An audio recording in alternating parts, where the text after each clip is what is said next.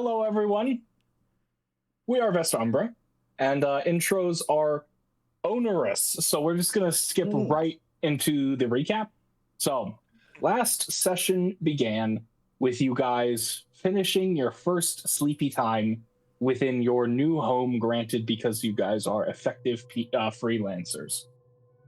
You spent some time dicking about.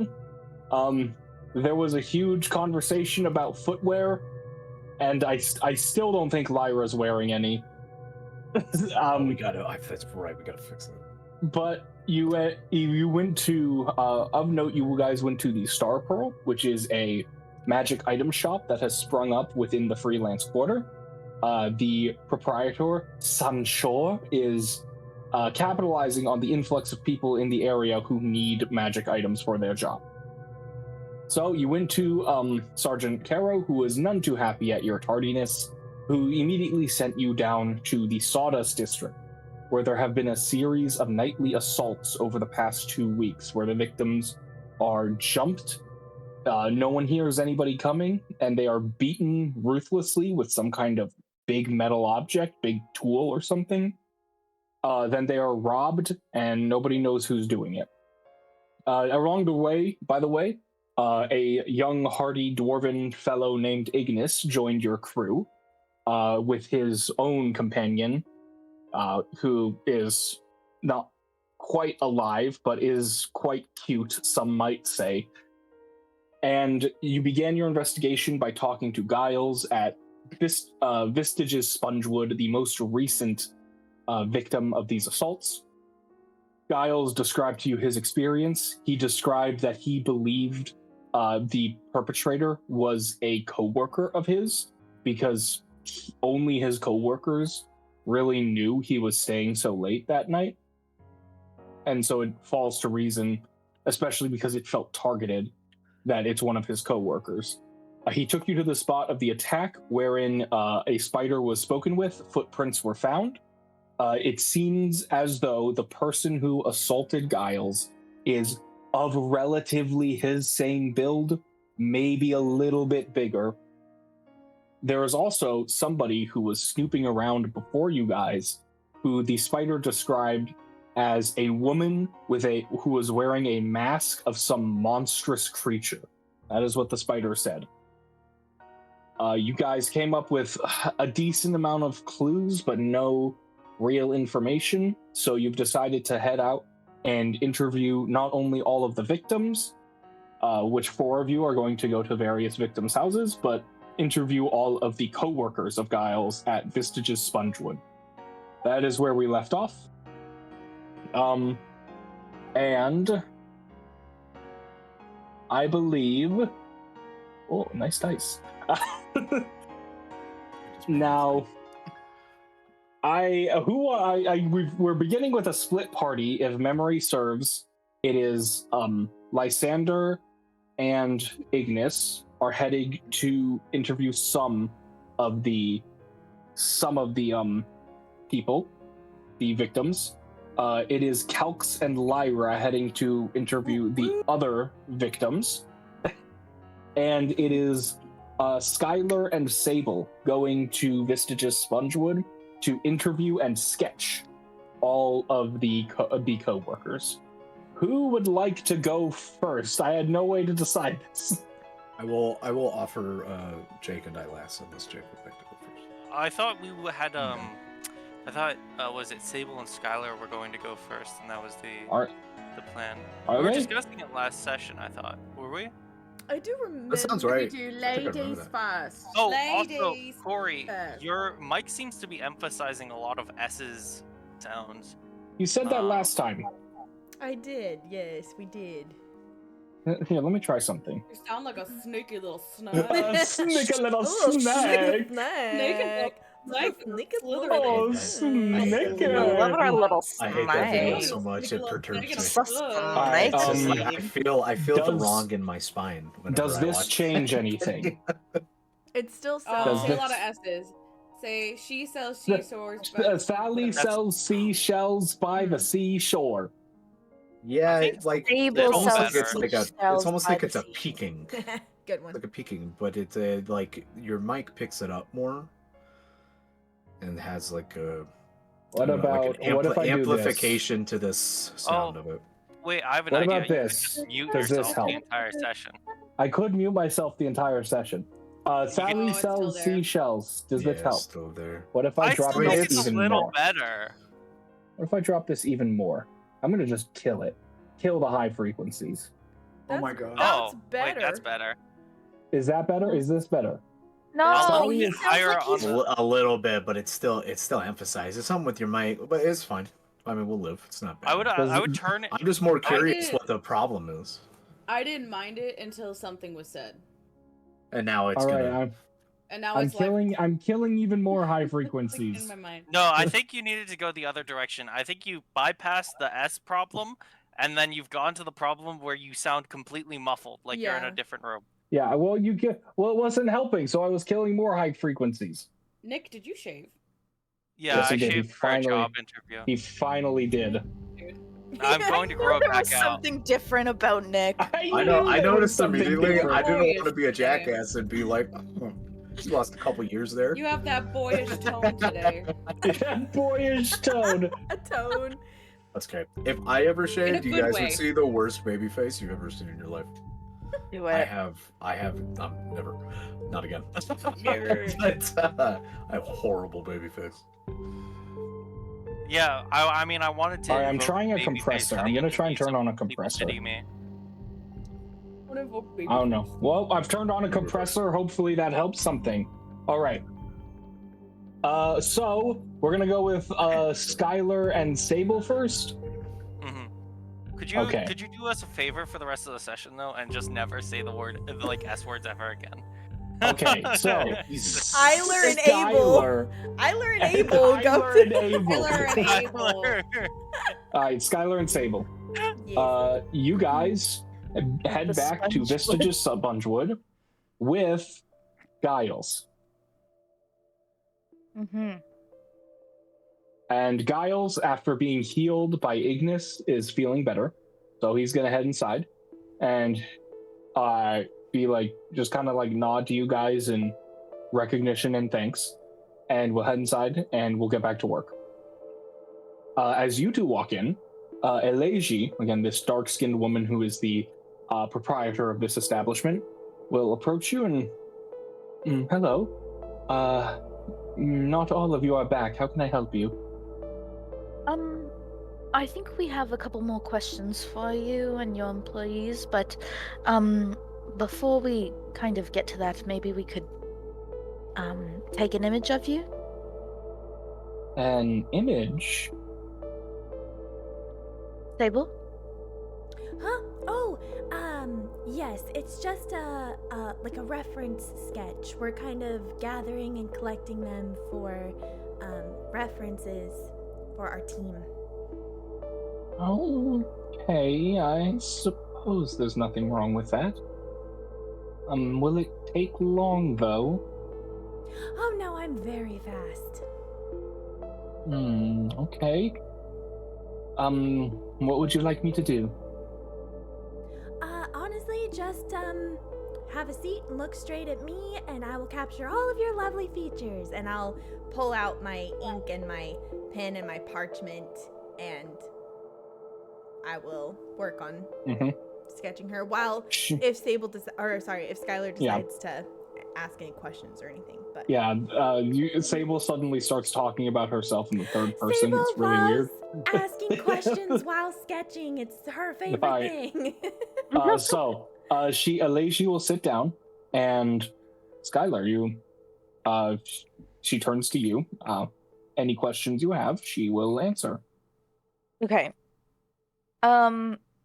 Sorry, just to discuss with our people here. We're trying to figure out, like, what in general they know. Or was there, like, a point that we were trying to get out of this crew? From my understanding, I think we're just getting, like, general information about what's Giles, right? Like we're getting like information about how long they've known him, or maybe what they do working with him, or like what their opinions on the job. Like, is that what we're going for? I think also like what this big shipment is, or like this big project that they're working on is. Let me see. Okay. Again, remember, Giles thinks that it was one of the people in this store that attacked him, in this place that attacked him. So, you probably also want to like suss out anyone who could potentially be the attacker. Right, which is why I think measurements and heights. We should ask like what their relationship, like how long they've known him or worked with him, or like and alibis for them, being like, where were you that night? You know, what were you doing? Then I will start, and I will say, so Allison, you must have hired Giles when he came in here, right, as the owner? Yes, indeed. He was actually my most recent hire. Though not recently, he's worked here for a year and a half. Can I pause for a second? I'm so sorry. The pauses, yeah. I can't ask questions and write extensive notes at the same time, especially for this. Can someone else take notes for this bit? Yeah, please. Thank you. I'm on it, man. I'm on it. Thank you. Okay. So within the year you've known Giles, has he been a good employee for the last year and a half? Yes, he's actually been one of my better ones. He's the kind of employee who's good to the point where others become upset with him. It has been largely helpful for me, but there are those who have been cross with him. So he must be quite helpful on this large shipment that you have coming in.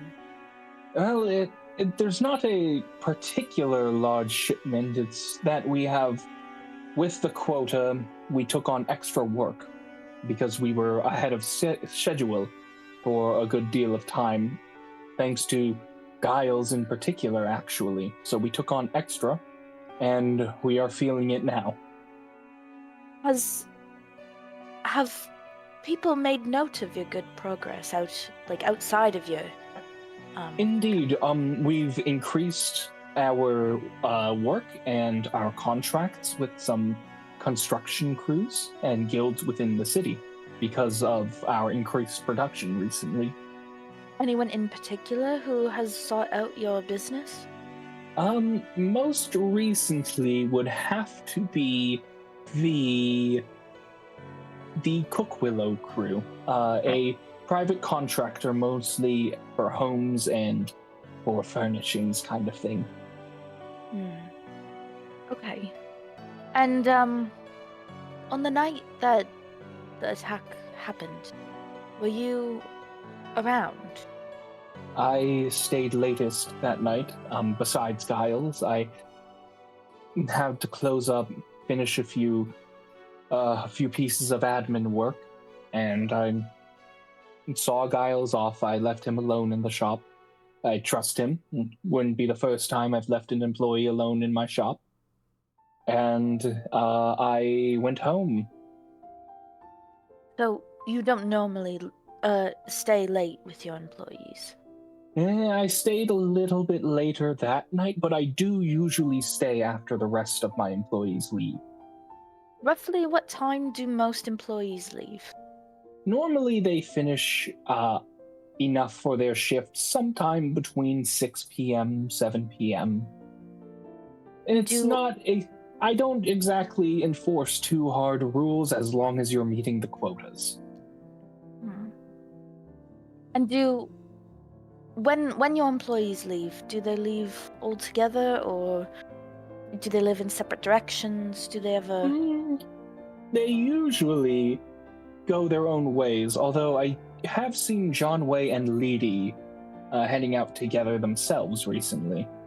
Okay. Interesting. Francis is always on his own, and Clarkson and Burnett are pretty solitary too. Am I missing anything, Sable? Huh? I look up from my sketch. No, I don't think so. Have you got your drawing? Yes. Ta-da. Oh, last question. Can any of your employees use magic? No, not to my knowledge. Okay. How about you yourself? Give me an insight check. Okay. I love how he whispers that. Like, don't let her know you're inciting. 15? Yeah. You don't think she's lying to you, but she had a little bit of a reaction to that question. You don't think she's lying, but she was not expecting that question. What about you yourself? No, I can use no magic. I am no mage.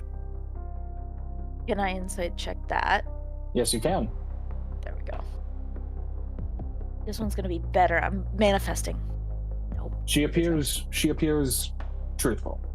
Okay.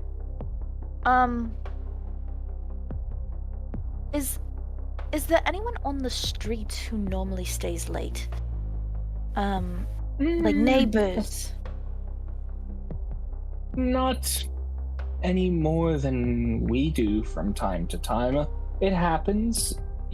Every so often you'll see a shop that normally is closed keeps its lights on for an extra 3 or 4 hours, and then they'll go back to normal. People all around the Sawdust District are rushing to meet quotas all the time. All right. I think that should be it for now. Any other questions? Yes. Yes? How do you feel about work uniforms? Why would I do that? Just answer the question. I suppose I'll say that they're a complete waste of time. I mean, of course I would like my employees to wear, protective equipment like gloves when they're working at the saw blades, but why would I enforce uniforms in a spongewood shop? That seems like a complete and utter waste of time. Perhaps. So how do you feel about khaki? Khaki? Yes. Question! Answer the question. Only some of that came through, so we just heard. We just heard question. So funny. I've never particularly liked khaki for myself. I don't think it's quite my color, but I've never thought ill of it. Excellent. Can I do, I would like to see if the... Insight check. I want to see if her response genuinely seems like, I'm trying to gauge if she cares about, like, the safety of her workers through the question. Like, I'm trying to see if she cares about... Insightful check. Oh, I'm too caught up in khaki. Yeah, too caught up with the picture. She mentioned that she would like her employees to wear protective equipment, and as you kind of look past her at the rest of the employees, you will see them wearing aprons and gloves and like things to protect themselves. So, probably was telling the truth. Amazing. If you ever do decide to go with uniforms, might I just suggest a lovely sage green? I think it would work perfectly for your business profile. Sure. I'd love for you to sign the picture that Sable has taken. I'll hold out my pen and paper. Okay. She will take the picture, and she'll be like, wow, you did draw. This is really well done. You drew this fast. We'll sign the image at the bottom. Oh, and date does it, her please. hand... Does her... Lyndsie, go first. No, I just asked her to date it, but Skyler had a question. She'll date it too. Skyler, what's up? Does her handwriting look like the like written runes, almost like penmanship? It would be tough. It's kind of tough to tell because like arcane runes are such a different kind of writing system than just signing your name. Are you proficient with calligrapher's supplies? No, Corey. Then I'm gonna. What do you mean? I don't. Why would I? Then I'm gonna say make a straight up intelligence. Ooh, this gonna be a bad one. Can I do the check as well in case, like, I notice anything? Are you proficient with calligrapher's supplies? I'm not, but I am a wizard of the scribes, so I feel like maybe. But your scribing is with a paintbrush, isn't it? You're right. You're right. I wouldn't know. I'll say. Isn't calligraphy done with the paintbrush technically? No, it's done with a calligrapher's pen. Yeah. I'm going to say you do not recognize any link between these two.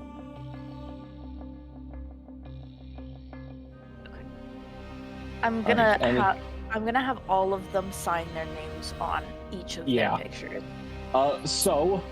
Because we have 5 more workers and we're splitting up the victims, I'm gonna say pick one more person to interview before we shift to someone else. Who were the options? Are Francis, Johnway, Lyndsie, Clarkson, and Burnett.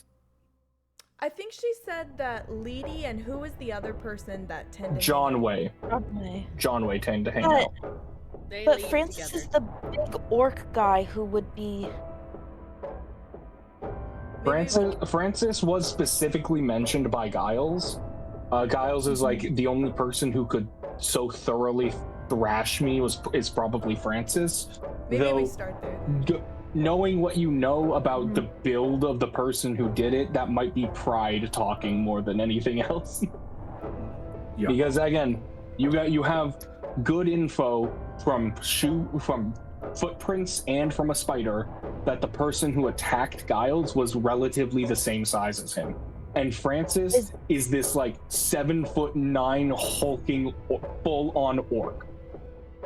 Can we make out one of the guys who like is his size, like Johnway or Lyndsie or Clarkson? It's essentially everybody here fits that description of size except for Francis.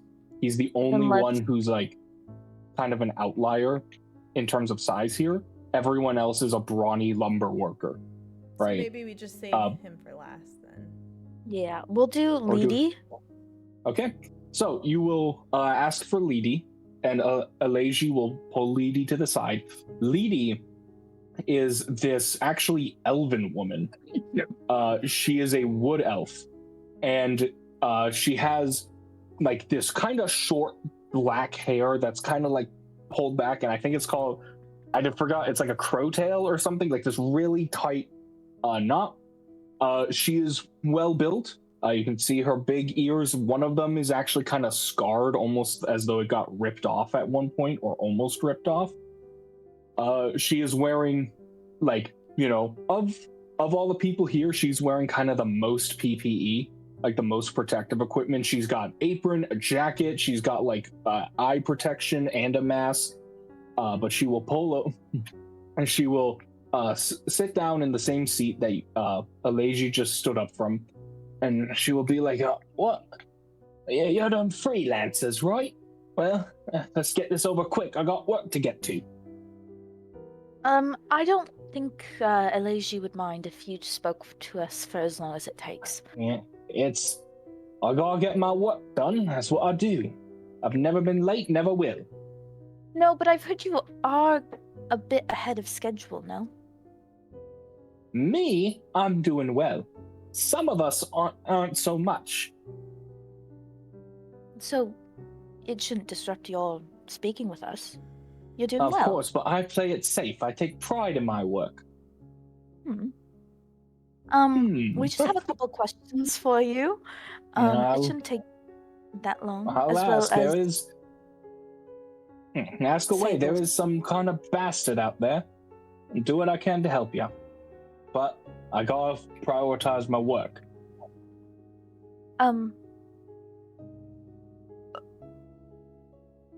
When on the night of the attack, sorry, my brain broke. On the night of the attack, what time did you leave that night? I left work with John Way, right about 6 p.m. as I always do. And do you two normally walk home together?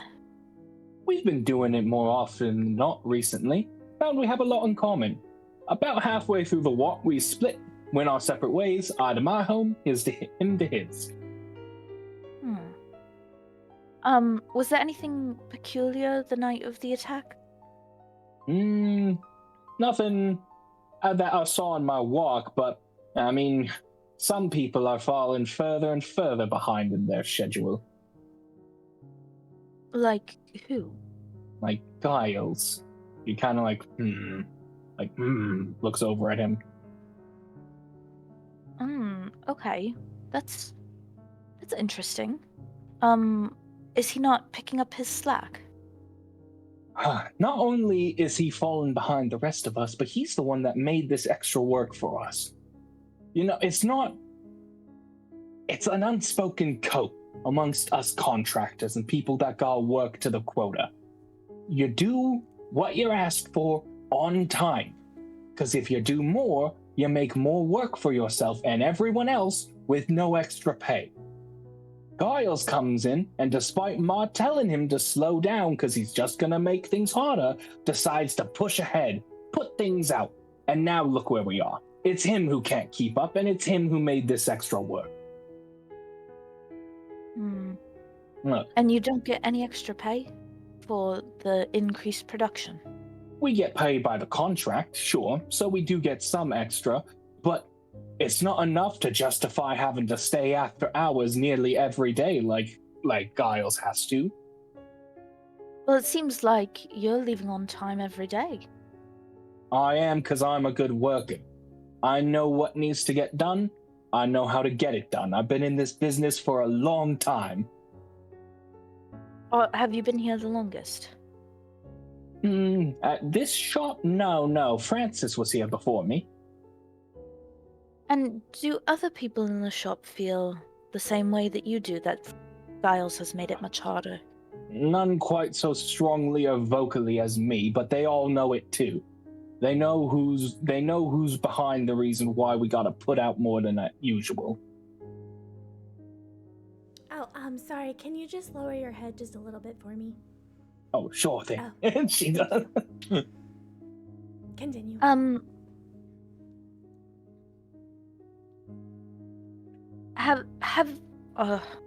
Hold on. I'm trying to think. So, did you know that Giles was planning to stay late the night that he was injured? I learned that day. I didn't know beforehand. I don't keep personal tabs on my coworkers like that, but seeing him falling behind, I heard him mention that he was going to have to stay late that night.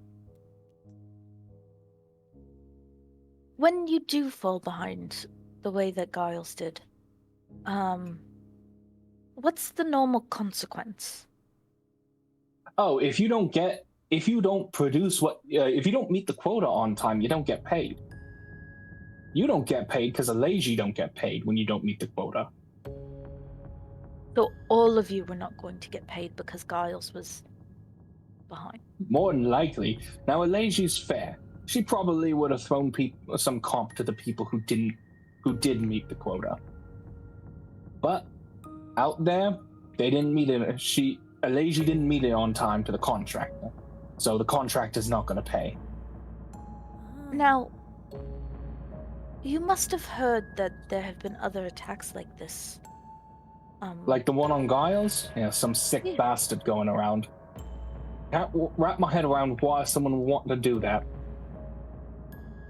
It's just a coincidence that he must have been wrapped up in this. So he kind of thinks about what you're saying for a sec. And was like, now look here. If you're thinking I had something to do with the attack on that bastard, much as I disagree with what he's been doing and will call him out on him any day of the week, I never raise a hammer against someone without due reason. No, of course. But that's not the question I asked. Do you think that this is a coincidence? In that case, yes. How does she know it was a hammer that was used on him?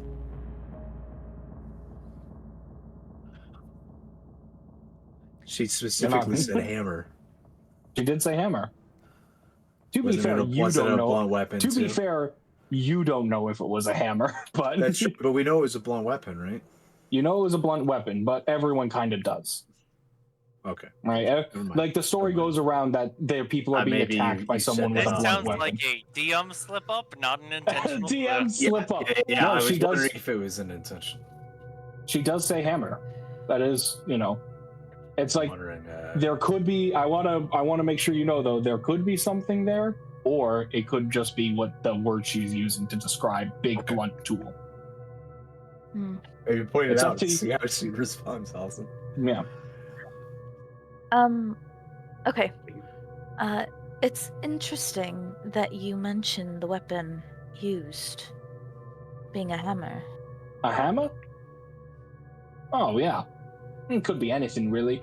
But I know from my time in the war, long time ago, that those kinds of hits, those kinds of bruisings are done with a mace or a hammer. Just makes sense to me that that's what the person's using. And you figure that it's more likely a hammer. Otherwise you would have said mace. Hammer's easier to get around in this place. If I'm trying to hide a weapon, I'm in a workshopping district. A hammer's an easy tool. A mace is tough to get around. So you figure it's one of your own? My hammers? No, not your hammers, but you figure that it's one of the people in the workshop district. The Sawdust District. Oh yeah. So, yeah, you see, that's the thing. People who unknowingly breaking the law, they don't go far from home because they need somewhere safe to get back to.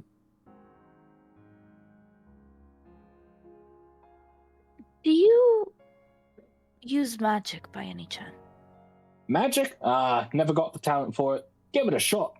Long time ago. And how were you? Terrible. Terrible? Could hardly learn a single trick. Hang on, maybe I can still do it. Let me see. She's gonna rub her hands together, and she's gonna try to cast Druidcraft. And she's gonna try to make the scent. She's gonna try to make the scent of like a warm, like a pine breeze. Okay? She's like, and she like strains really hard. Focus or do components or anything.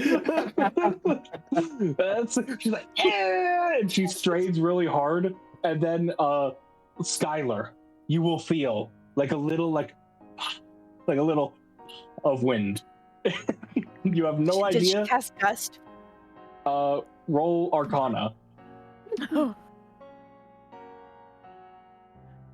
Yeah, that is the other thing to know. You landed on it. That was a good question because we do know that they used magic. Maybe she cast Gust. Maybe she cast Gust of Wind and tried to knock you down. This is cause for suspicion. You're right. She's let's like, kill her. No, I can't do it. Let's get Lyra on there. No. Give it a shot. Does anyone else in the shop use magic? Not to my know-how. Johnway, though, has been talking about giving a good old shot. He's from the money he's making here, he's thinking about going and applying to a school up in the Runecraft district. Giving it a college try to try and learn some magic. Okay. That's... Speaking of your friends talking about things, did anyone else mention, like, oh man, I sure wish I could, like, drowned Giles for his poor work ethic. No. Again, I'm the most vocal about it here. Everyone knows why.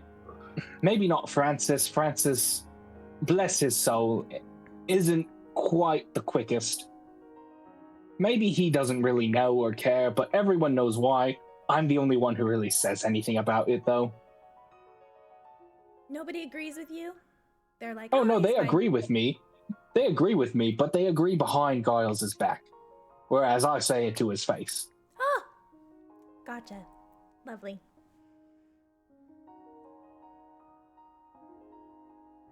Okay, can you sign here? I'm just gonna have her sign under the picture because I'm done. That's a good idea. That's what I was Sure gonna thing. say. And she will, with like elven flourishes, she will sign her name. Lovely. Anything else? I'll get back to work. No, just don't fall behind. Nah, I never do. And she will stand up, she will brush herself off, and she will go and back on, she will put like her goggles back on, get her gloves back on, and we'll get back to work. And you two,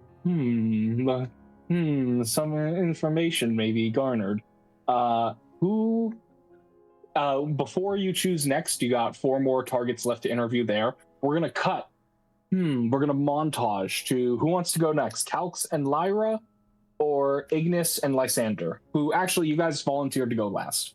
Or Quin volunteered you to go last. So the binary orbit crew will go next. All right. Yeah! Now, as I recall, you guys were going to speak with Allison first, right? Yes, we're gonna go speak to Allison. The first victim. Allison, please. Allison. So, looking at your address, Allison works in a toolsmithy called the Hammery. So you guys will head there. You will find on the corner of the street is this, it's another workshop like all the rest. However, this one, you can smell more oily scents and more, it seems like warmer in this area. You hear hammer and steel. This is clearly much more of a metalworking place than a woodworking place. Oh my god, Calx, look, it's such a great area. This is it's so disgusting and fun. Yay! It reminds me of the Onyx District, honestly. It's kind of like a nice return to home. Alright. Yeah, I'm so was happy the I'm not there. Well, alright. I left because it was so dirty. I just it's just so great to breathe fresh air, but then it's oil. Regretting your decision to leave home a little bit? Oh no. What? Crazy. Oh, the hammer! It's right over there. We should go. Hold the door. Alright, do you want to do the intro here? Go flex. We did talk about the intro. Should we do? I don't know. Should we save it for Ignis? Because we didn't do it for Ignis, so maybe we should save it for him. Why don't we do it twice?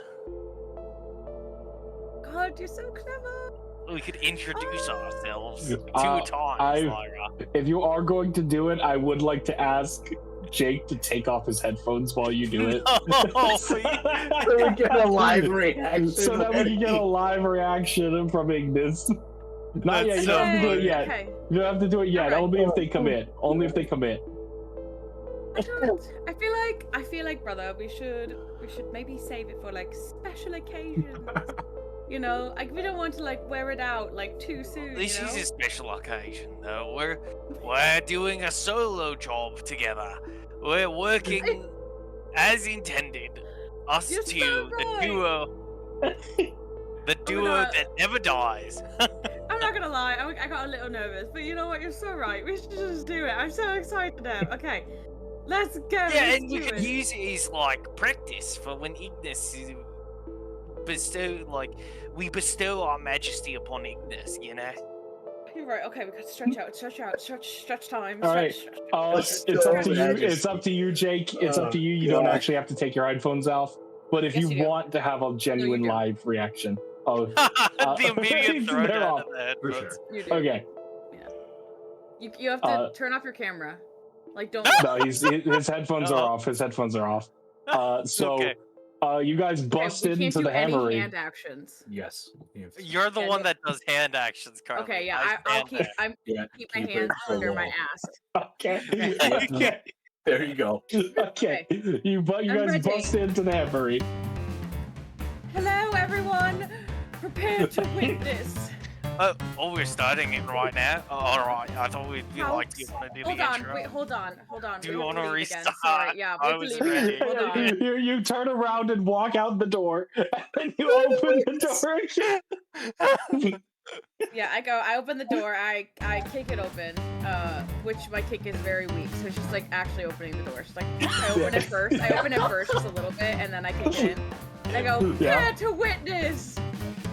Calx walks awkwardly to her side and says, "Be siblings in business. Taking jobs to punish villains. To keep the peace for civilians. No wrongdoers can stop our velocity. In our pursuit to safeguard equality. Lyra. Calx.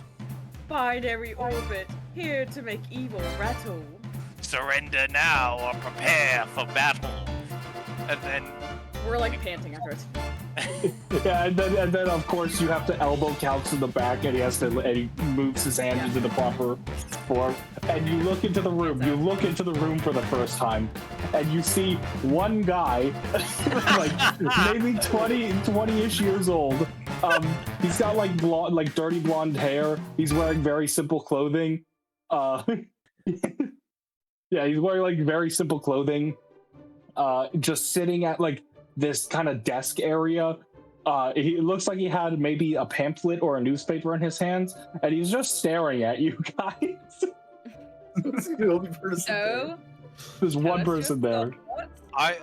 Well, first off, you're Talson, right? The person we're supposed to find.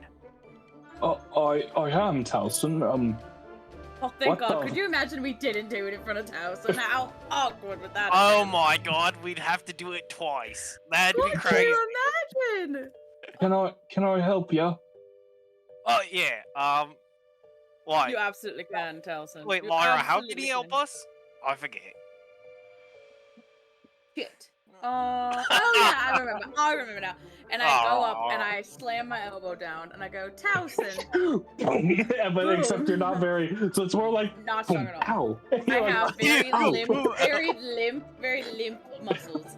Does Lyra like motion that you want to bang there, so Calx just slams down on the table? Okay, so it's like Lyra does it, and then she motions, and then Calx runs out.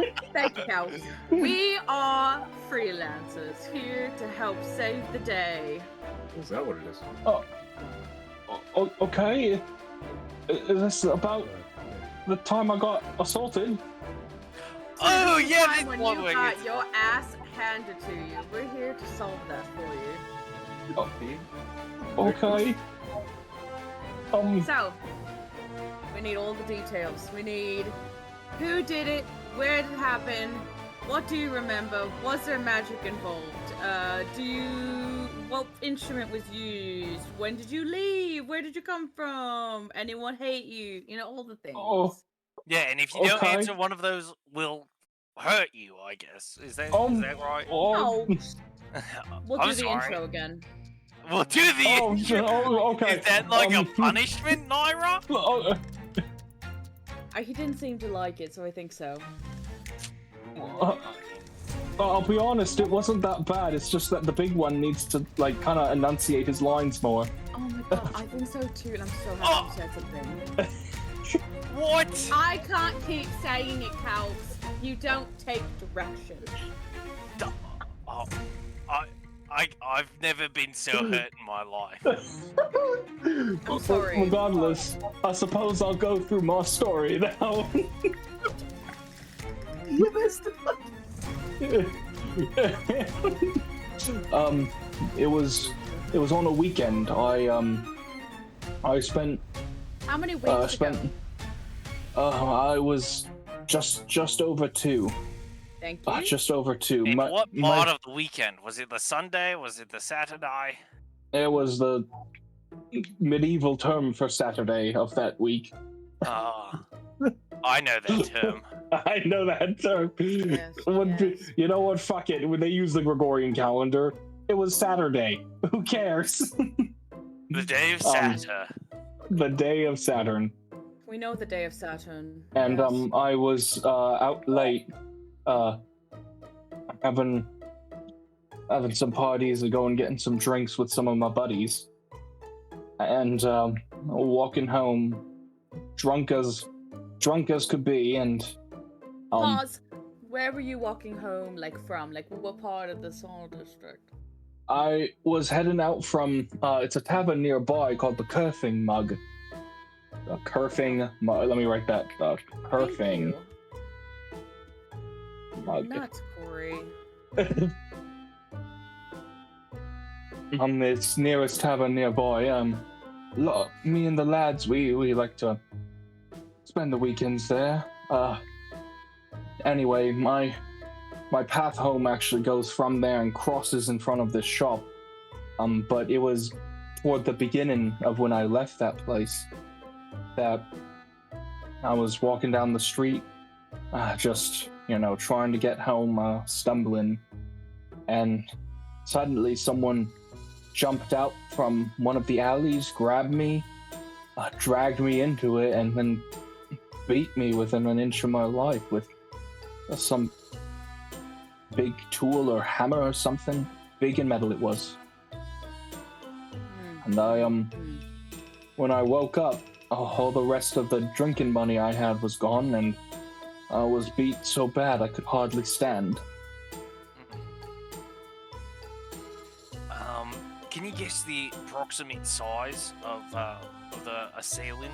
Oh, I was drunk, and it was hard to see. It happened so fast, but they was definitely bigger than me. Alone that night. Where were your other friends? They went to their own homes. They said goodbye. Some stayed at the bar. And you were good with all your friends? None of them were mad at you, or... No, some tried to persuade me to stay a bit longer, but none were mad at me. And you have no, I don't know, enemies of your work life or anything? Why would I have enemies? Are you good at your job? I mean, I'm still a bit of an apprentice. I'm still a bit of an apprentice, Smith, and I get sent to mind the counter more time than I get sent in the spiffy, but I've never been told I'm bad at my job. Do you always, meet your quota? Well, I don't have to... We don't really have a quota here. We just make tools and sell them to the workers. But you always do it, on time, right? You're never, late or anything. I mean, sometimes we don't have stock for the day, but we'll start getting to smithing on new stock right quick. Can Calx, pull out a kind of map or something of the area and see, where the alleyway this guy was attacked was exactly? Yeah, of course. Do you have proficiency with calligraphy? I'm kidding. Do you have proficiency with mapping? Or... No, sure. You picked up a map, a small map from a gift shop named Sawdust and Sundries nearby. They also Sawdust have red District. wine there. Yeah. You can conspiracy map it. Yeah, you can. You are always within range of a conspiracy map shop, okay? Thank you! Is that the magic item, portable conspiracy map? Portable conspiracy. Charlie he will mark portable conspiracy theory map. He will mark on the map where he was attacked. And is that close or the same alleyway as the one that It's decently far. It's decently far from where Giles was attacked. Perhaps a 40-ish minute walk away from where Giles was attacked. Towson, is your boss in by any chance? Yeah, he's in the back forging some new saw blades. Oh, we could do the intro for him as well. Calx, I don't think we can do the intro again until you work on your expressions and enunciation. Oh my god, is he that bad, Lyra? To say you're stone-faced is an understatement. Oh my god. We can practice it later in front of everyone else. I don't think I could ever do the intro ever again, considering the shame I've brought upon us by messing it up. No! You must do it again. You have to do it again.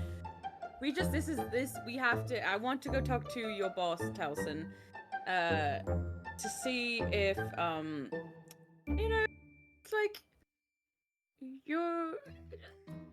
Just chat, Okay, well, he's in the back, but in the smithy. And I start walking back. Oh, you need a key. No Hang safety on. Precautions. Okay, so, yeah. He will get the key and he will... No shoes on. Yeah, and you will walk barefoot into an active forge. Which is one of the worst ideas anybody could ever have, but you do it. Can Calx pick her up to make sure that she doesn't hurt herself in the active? Will she allow that? Lyra! I think I'm so hyper focused that I don't even feel you picking me up, and I go, "Look, Calx, I'm levitating." Okay. So you will walk out. Skills finally come in. You will walk out into the smithy, and you will see two more men. One is older, maybe like 40s. The other is younger, but older than Towson, maybe 30s old.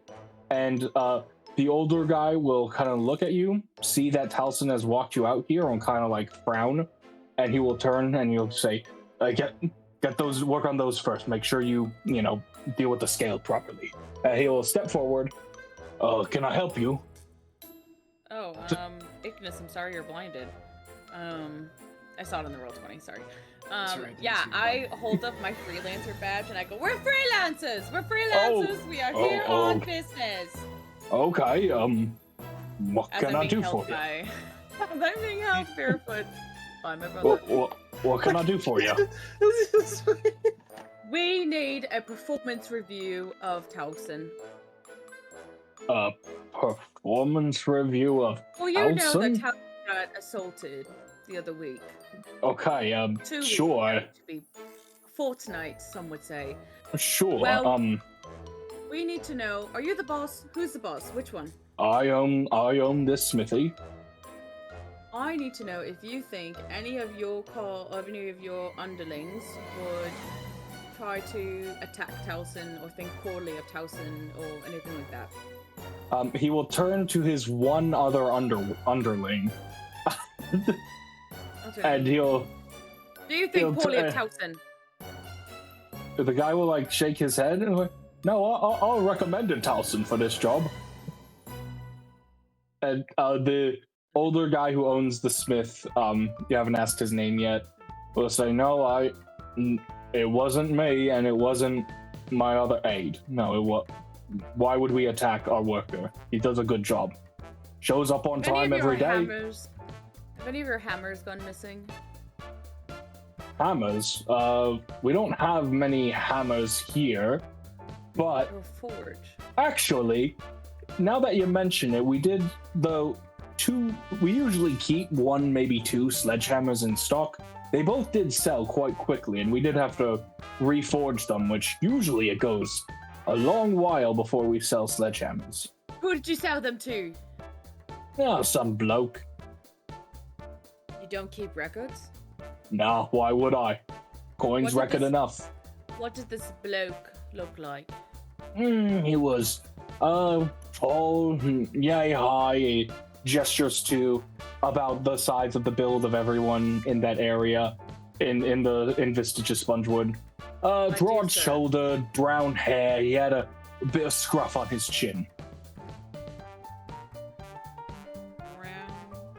brown-haired scruff man. Any, like, noticeable features about brown-haired scruff man? He was pretty big. He's a pretty big guy. Big. Did brown-haired scruff man say, like, what he needed the sledgehammers for? No, and frankly, I don't care. I turn to Calx as I'm being held by him. Calx, do you have anything to say? No, I don't think so. I think you got all my questions. Thank you. We are Binary Orbit, and we appreciate your time and consideration. Thank you so much. Oh. I salute. Okay. I think he does a rather like stiff salute as well after seeing that Lyra did one and be like, yeah, boy. If you have any questions, feel free to reach out to us. We will be around the area. Best of luck. Best of luck finding the person who did it. Thank you. As we pass by Towson leaving, I'll go, Towson, you have nothing to worry about. Your colleagues have glowing reviews about you, so there's nothing to worry about. Okay. Keep up the great work. We will find your perpetrator soon. Have no fear, Binary Orbit is here. Okay. Okay. Out we go, Calx! Still being carried. You will exit the building. I'll put on my shoes now. My feet quite hurt now. I'll put on my shoes. Yeah, why? Like, I understand when you're with Lysander trying to support him like that, but like, we left Lysander like 30 minutes ago, and he was just walking around barefoot for no reason. I forgot. Yeah, the pain kind of numbed. Yeah, the pain numbed at a certain point, and so then it's just kind of like been a numbing pain ever since. And then I forgot, and then when you stopped me going into the forge, then I remembered the pain because I wasn't walking on them anymore. So now I'm going to put on my shoes. Okay. With that, as you guys will head, I don't know, do you know who you were going to next? Because you guys were heading to another victim next, right? So I know that the boys want Maylin. Yeah. Mayreen. Okay, well, very close. We can take you want Welk? Should we go do Welk? Weck. Jesus, Lord and Savior. I'm out. I'm gone. I don't want to do this anymore. I'm over it. Should we do whack or clear cut? I can say clear cut. What? Which one do you want to do? Calx is not very much of a decision maker. He'll just go with what you want. Well, I think we're going to do clear cut. Okay. I don't know what I ate. You started. I had a salad and some chicken. It's never what you eat, Karleigh. I had salad and chicken. That's what Sable's is. Did you have So you Did you have vinaigrette on that salad? No, I had avocado ranch with some tortilla You start heading toward Clear Cut's house. Tortilla? And we will cut tortilla. We will cut. We will cut to Ignis and Lysander as you guys approach. So, you guys will approach a simple building in the center of a street that has a single, like just a little sign on it that just says simply daycare. And this is where Mayreen works. That's where we're sending you, boys. We're sending you to daycare. The daycare. Thank God. He had his makeover. Yeah. Before going to talk to the children. It's true. Maybe the children will be responsive to me now. I should have brought Rufus. That would have been good. There you go. You can have That's okay. Rufus I'll let him play with my giant spider pet. You can have Rufus if you want. That's fine. You know what? I'll say yes, just because the girls didn't seem to need him. Yeah. No, I'm scared. I forgot you left him. You left him with the girls. I forgot. In the event that there was confrontation.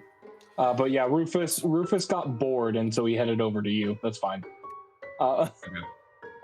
So, as you head inside to this simple building, you will find basically you just walk into this big room, and it's like there's a bunch of like basically 4 kids kind of like playing with blocks and like running around. And then you see 2 women. One is a human. She is 40s years old. And then you will see a dwarven woman who is decently, like, it's kind of tough to gauge a dwarf's age, except maybe for Ignis, but she's also like middle-aged kind of. But you see on the dwarven woman, there is still like bruising around the face, like the remnants of a black eye. And she's kind of walking with a little bit of a limp, but she's entertaining the kids. And as you guys walk in, she will look kind of like surprised at you and will step forward to speak with you. Oh, yes, hello, might I help you? Ignis, could you do the speaking, please? I'm not the best with people. Yes, well, my name is Ignis, and this is Lysander, and I'm gonna flash the little badge thing and say, and we are freelancers. Oh, is this about the attack? Yes, if there's a better place to speak, then... No, I wouldn't want to talk about it in front of the children. Come back into the office, and she will lead you into this, like, side room. It's very small. There's basically, like, one chair and then, like, one little shelf to carry, like, papers and books and stuff. You guys... Especially with Lysander, you have to like hunch and duck to get into here. Oh, my headset for whatever reason cut out the second you said my name. That's because you hit your head on the door frame that you have to duck under. Well, would you mind if I left my companion out here? Not Lysander, you of course come in, but I mean, immediately as the kids see Rufus, the oldest of them will immediately scream "Kitty!" and will run up and start hugging Rufus. And she, yeah. So he obeys my verbal command. So could I tell him to like just play with them, be nice, be nice. And yes, Rufus will do everything in his power, though as a machine, it's kind of tough for him. And also the other aide there is looking at this giant, like, gears exposed machine cat, like like a little bit of like, But yeah, it's... Also, could I grab, if there's like a pencil or something around, could I grab it? And I want to use magical tinkering to make it light up, and I want to hand it to one of the kids that hasn't ran over. Like, oh my goodness! And he starts playing lightsaber immediately. I'm gonna just instant lightsaber. Okay. And then I'm gonna say, just keep in mind, you have to share. And then I'll walk into the room. They start chasing each other around. And it's like, the kids are so into it. It's awesome. Just gave them new toys. All right, but yeah, it's you and Mayreen in this little office here. So, would you like me to answer questions? How can I help you? Well, we are investigating the string of attacks, not just the one that befell you. I want to offer my sincerest apologies that this happened to you. Oh, what? That's very kind of you, young man. Now, well, where did this attack actually take place? It took place quite close to here, actually. I was on my way home from work. Unfortunately, I had to stay late. One of the children's parents was quite late in coming to collect them, so I had to stay late. I thought I might even have to stay overnight. But eventually they came, and I cleaned up here, and it made quite a mess entertaining a single child for so long. And then I headed home, and it was between here and my house. Does the name would I know if they had if the victims had any relations to each other? No idea. Okay. You gotta. That's something you gotta ask, detective boy. No, I know. I wanted to make sure I wasn't like missing that. It's like, yeah, they're actually like we were told this. They're all related. We were sextuplets. Yeah. Does the name Giles or Weck or the two others? There's two others. There's three others. There's three others. Right. Mean anything to you? Giles and Jamela, I know of them. I've met them and spoken with them down at the Curving Mug. Do you frequent the Curving Mug? Oh, it's quite nice. I think everyone in the Sawdust District frequents the Curving Mug. Well, do you remember did you ever see the assailant, or were you just... No, he jumped out of an alley, grabbed me, and then beat me. And he stopped before I was fully out because two people were coming down the street and spooked him off, I guess. You remember hearing anything? No, didn't hear. You didn't understand? Didn't hear a sound. He just appeared and started attacking me. And she said it was also in an alley. No, you're good. Yeah, she was similar where she was walking down the street and the guy jumped out of an alley and dragged her into it. Out of an alley, dragged her into it. Okay, and that's the second or third time we've heard that now. I think Giles was second time. Happened to Taliesin. Giles was in the alley. Okay. Thank you. Continue. Is there anybody that you believe would hold a vendetta against you or have some ill will? I run a daycare. I can't imagine. Evil.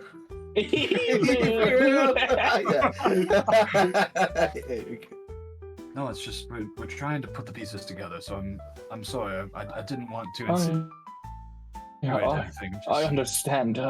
Sorry, it's just been stressful for me. It's hard to keep up with the children when you're bruised all over. Lysander, is there anything that you would wish to know about a little better? Do you have any thoughts? Well, first off, I'd like to go and spend my free use of Cure Wounds on her. She dies. Fantastic. She died. You summoned Persephone. You gotta summon Persephone to do this, right? Oh, that is, yeah, technically, yeah, because Persephone does it. I'll look over to her first. That's right. Just be like, I think I can heal your wounds, but I have to call on a friend to do it, and my friend disturbs people. I think I'm okay. Are you sure? You just said it was difficult keeping up with the children. Well, I am getting better. It's been some time. Alright. Well, awkward then. Other questions? Who do you see at the Curving Mug? Is it everybody? Is there figures of note? Do you know the owner? Oh, I'm Jamela. I know her since she works there. And I know Giles since he's sweet on her. But I suppose everyone sees everyone at the Curving Mug from time to time. It's always bustling there. Is Jamela quite beautiful, would you say? Oh, I think so. Charming young lass. Does she catch the eyes of many men?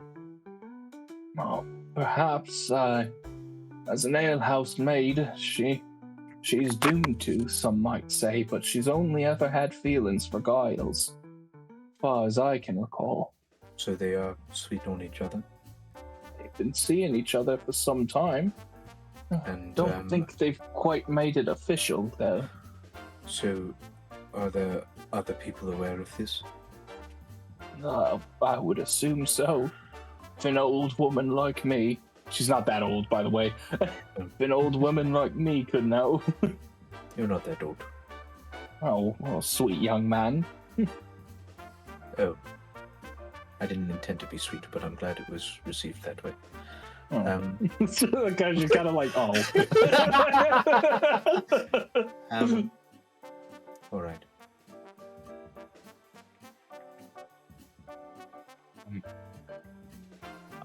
If many of the businesses and workers here are impacted in any way, who seeks to lose? I don't quite know I follow. We're currently trying to find a motive for who is doing this. Many people with many different jobs in this area were attacked.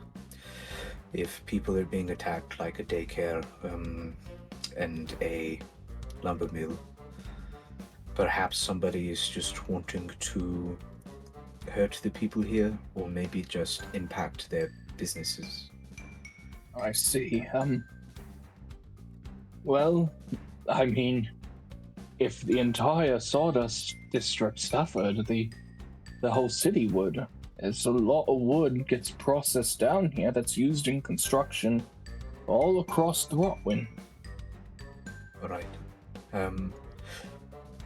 Is there anyone in this district that seems particularly angry or bitter towards the city? Oh, well, again, I mentioned the Curfin mug, but if you go down there, it's not hard to find some disgruntled worker complaining about wages being too low. I don't think I've heard anyone say something terroristic or threatening to the whole city like you might be asking for, though. All right. So, are wages a problem here? Do you feel underpaid? No, I make enough I'm satisfied with, and plenty of people make a good living in the Sawdust District. The work is appreciated, but wages could always be higher. All right. I can't think of much more to ask. It sounds like we have to speak to our colleagues. Thank you for your time. Maybe go get a drink, it seems. Maybe later. It's a bit early. But then again, that didn't stop Calx before, so... If Lysander turns away, I'm gonna motion to the dwarf and just go. And like a whoosh. Oh, I get it. Yeah. Okay. She will shrug. She will shrug too. I was like, is this some secret dwarvish message?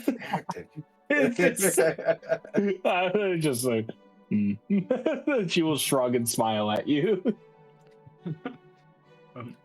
Well then, I believe that we will be taking our leave. Thank you, and best of luck on your endeavor.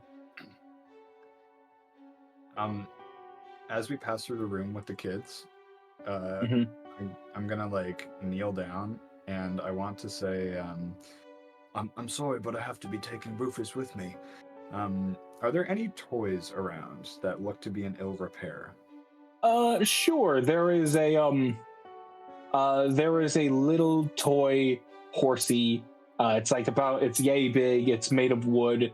It has moving legs and a moving head, and the thing appears to having just been just countless tiny children hands have just destroyed this poor thing. It's hanging on by a thread.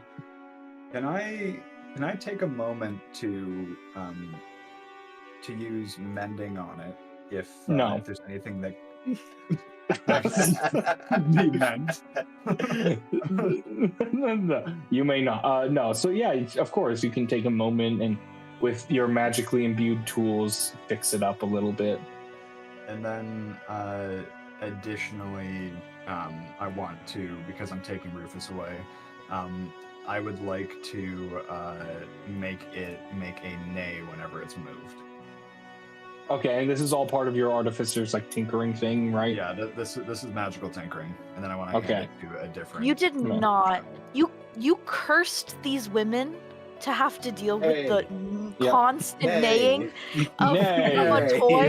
You did not just bless these children. You cursed these two women. Yeah, That's what and you did. the like, it was like kind of nice with Rufus because they knew Rufus wouldn't be staying here. But when this happens and the kids start nay, and they're throwing it to each other, and it's neighing when it's thrown and it's neighing when it's caught, they're like, oh. And I'll whisper on the way out to the dwarf and say, don't worry, I'll shut it off in a few minutes. Okay. And she looks at you like, how could you do this? All right, where are you guys headed next? Who else? What we usually have to see. Yeah, telepathically, you know that your companions are headed to Clearcut. So we'll see the next one. You want to go see Weck? Yeah. And then okay. And then I feel like the logical move is like, hopefully after that we have enough info to link up and then possibly check out the curfew mug altogether. Yeah. Which you now know Jamela works there, and she was one of the victims. Okay, so we will cut back to Skyler and Sable. Still at the Vistages Spongewood. Options for interviews next. You got Francis, John Way, Clarkson, and Burnett. My vote would be John Way. Yeah, I agree. Okay, John Way. So, again, Alaji will collect John Way from work. This kind of John Way is a little bit not. Actually, no, I think that's Clarkson. Hang on. Yeah, okay, so John Way is this decent-looking guy. He looks like someone who, he's got like a smile kind of like caked into his face, like the folds of his face. He's got this big, long, like black brownish hair that falls in like straight kind of lines down his head, the back of his head to his shoulders. And he will come up. Hello there. You're the freelancers, right? What can I do for you?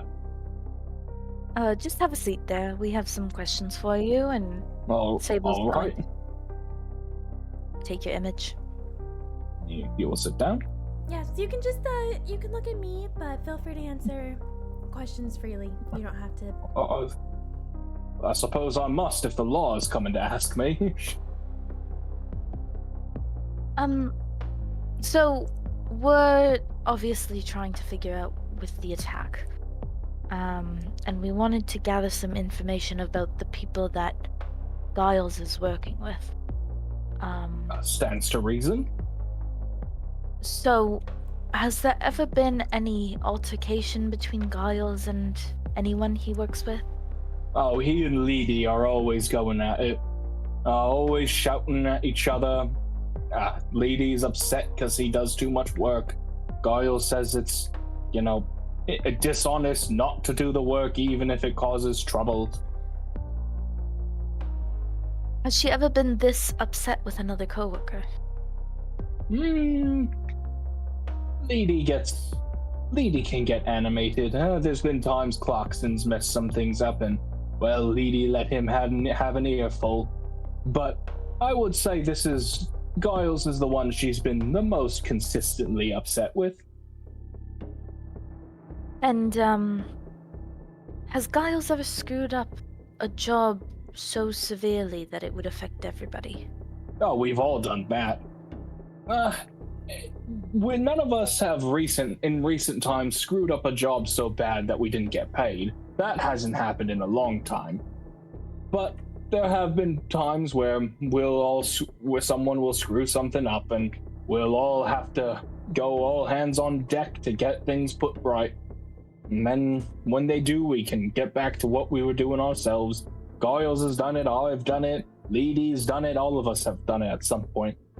Except maybe Francis. Maybe Francis has never done it. He's always good. Is Francis pretty well liked member of your team then? Oh, sure. I can't imagine any soul on Earth having a problem with Francis. Gentle giant he is, does nothing but work, and he'll even laugh at your jokes if you tell him slow enough. Does the opposite go for Giles then? Does everybody have a problem with him? Oh More no, than I ain't got too much of a problem with Giles. Sure, I recognize that we have an increase in contracts because he worked harder than he needed to, but I can't hold it against the lad. I'm still within my ability, at least. Do you know of any of the others who were attacked? Can't say I do. I bought tools from Talson at one point, but that's about it. That's all.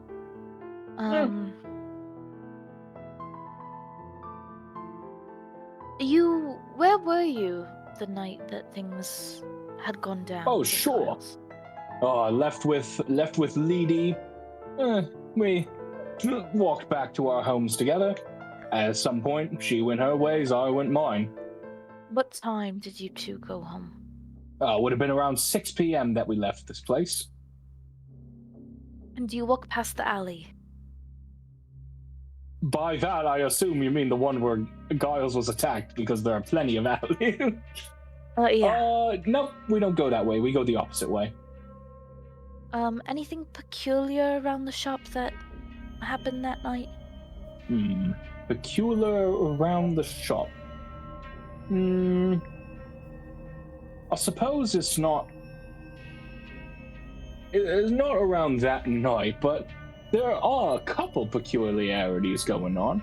For one, Clarkson's always been a bit reserved, but more recent he's seemed even shyer than most times. Then there is a thing where Francis has been a little bit clammed up recently as well. I don't ask anything about it. It's none of my business. But I suppose that's all I've noticed.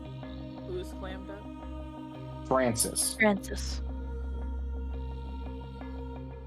Is he really is he super animated when he's talking, or is he sitting still looking He moves a little bit. He's not going through a Calx and Lyra introduction, but he's moving a little bit. Okay. He's not Italian by any means. He's but, not Italian. He's got no hand gestures, but yeah. What do you do? That's who you should play next campaign. An Italian.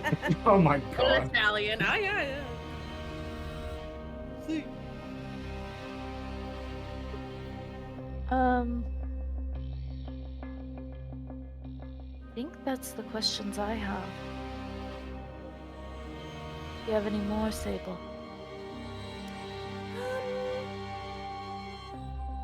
Yeah, I suppose. I mean, why do you hang out with ladies so much? Just struck up a friendship with her. We have a lot in common, we do.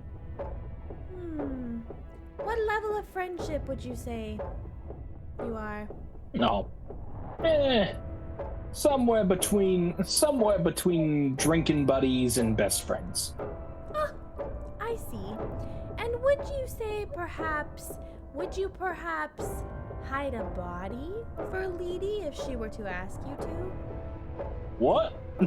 It's just a general friendship question. It's just, If Lyndsie came to me with a corpse, I'd head to the Peacekeepers.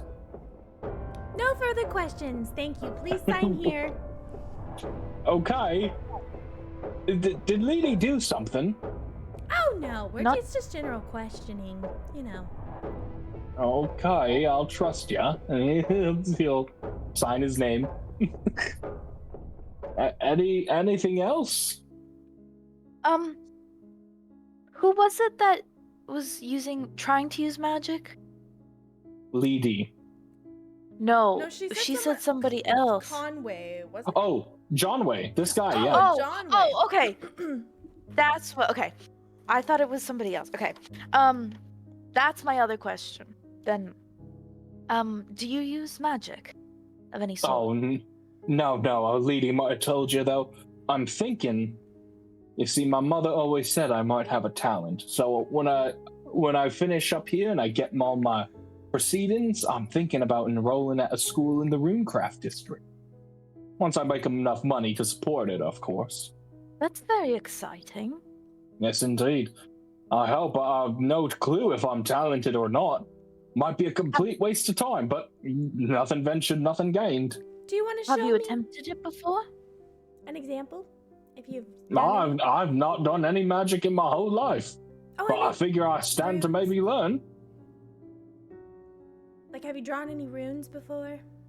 Runes? Nah, wouldn't know a rune from an alphabet letter because I can't read even. Oh, that's fair. Okay. How did you sign Hopefully your I name? learned that at school too. How did he sign his name? Yeah, did he sign You're right. Fuck. I don't know how to sign this. John Way, it is a note that John Way can't read. I can't sign this. I can't read. My bad. I forgot. Actually, I think I can help with that. Wispit, and I'm going to summon my familiar, please. Oh, what does your familiar look like? My little familiar will appear out of the air, and it is a small orange Dumbo octopus. Okay. Encased in like a little bubble of water. Okay. John Way will go, oh, Damon, and he will punch. Wispit moves gracefully out of the way. Oh my goodness! What a fine trick! Oh, is this little guy your friend? He's like looking like it's real close to the bubble. Oh yes, Wispit is a dear friend of mine. And if you don't mind just holding out your finger for a moment. He holds out his finger. I'll have Wispit go up and give a little high five and leave a small ink print on his finger. You can just put that on the paper instead of your signature, please. Oh, sure. You press his fingerprint down. Perfect. And I'll have it just like it'll have like a little like magic sheen to it just because Wispit's magic. So Sure. You're in order of the scribe. That's fine. Okay, perfect. Thank you so much. That's excellent. And I'll just have Wispit stay nearby. All right. Well, back to work. And he will stand up and he will get back to work. You guys got one more before we switch. Who do you want to go next? You got Francis, Clarkson, and Burnett left. You pick, Allie. Who do you want to interrogate? Let's do Clarkson. Okay. So Clarkson is, of all of the people here, while he is still brawny and large, is the smallest of everyone here. He's maybe 6'1". Like, he's kind of off in the corner doing his own thing. And as Alaji gathers him, he will step forward. He's got short, like very, very short blonde hair, almost to the point of being bald. And these big eyes that kind of like look like these big wide eyes that almost look like he's perpetually surprised. But he will look at you and say, yes, can I help you? Just a few questions for you.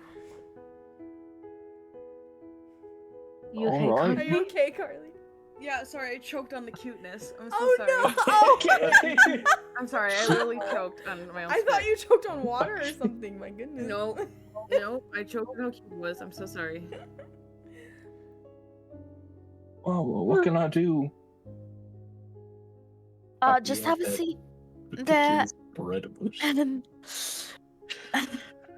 And Sable will be taking your image. Yes, just Well, look we ask here, you a few please. questions. Keep your eyes on the octopus. Okay. It's quite cute. Don't choke. I'll do my best. I'll do my best. No promises. The absolute glare from Karleigh there, that was so funny. Just over her glasses. Little eyes. Go ahead, Allie. Okay, I guess we'll start where we have started for the last 4 people. Where were you the night of the attack? Went home, stayed and got dinner at a nearby sandwich stall. I got some dinner and then I went home. And what time was this? I left the shop maybe at 6:30. Who was left at the shop when you had left? It was just Francis, Burnett left just before me, and Giles had to stay late that night. So Giles was the only person left? No, Francis was still there by the time I left, and so was Alaji, actually. Okay. You seem nervous. Is there something that's worrying you? No, nothing. I'm fine. Insight check. Insight check. Lyndsie, do you have better insight than I do? I have yeah. 0. Oh yeah, I can. Okay. I peek up from my paper momentarily. Interesting question. Not good. Not good. He does seem nervous. You have no insight as to why. I go back to sketching. So, can we ask you about the dynamic here between you and your co-workers? Sure.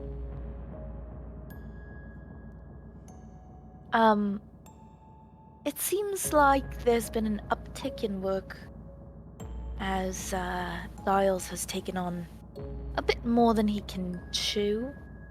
Yeah. Do you feel that way? I mean, it's what happened. You know, he's a good lad, he's a good man, but he's new to the workshop business, and this is what happens when you work too hard. And has anyone been quite upset about the fact that you have more work? Lady's always mad at Giles. Always. Well, as mad as anyone can be, she's always the one to say that it's his fault he's struggling. I think it's rude of her, but yeah. How are you doing with your work? I'm struggling a little bit, but I'm hanging in there. You know, it seems like Lady has quite a problem with the fact that Giles is running late on his deadlines. It's not that she cares about Giles and his deadlines, it's that he made more work for all of us. My always being ahead. Is it out of character for a lady to act on such strong emotions? No, she's always the one to yell at you if you fuck up. And on this night, did she yell at Giles particularly?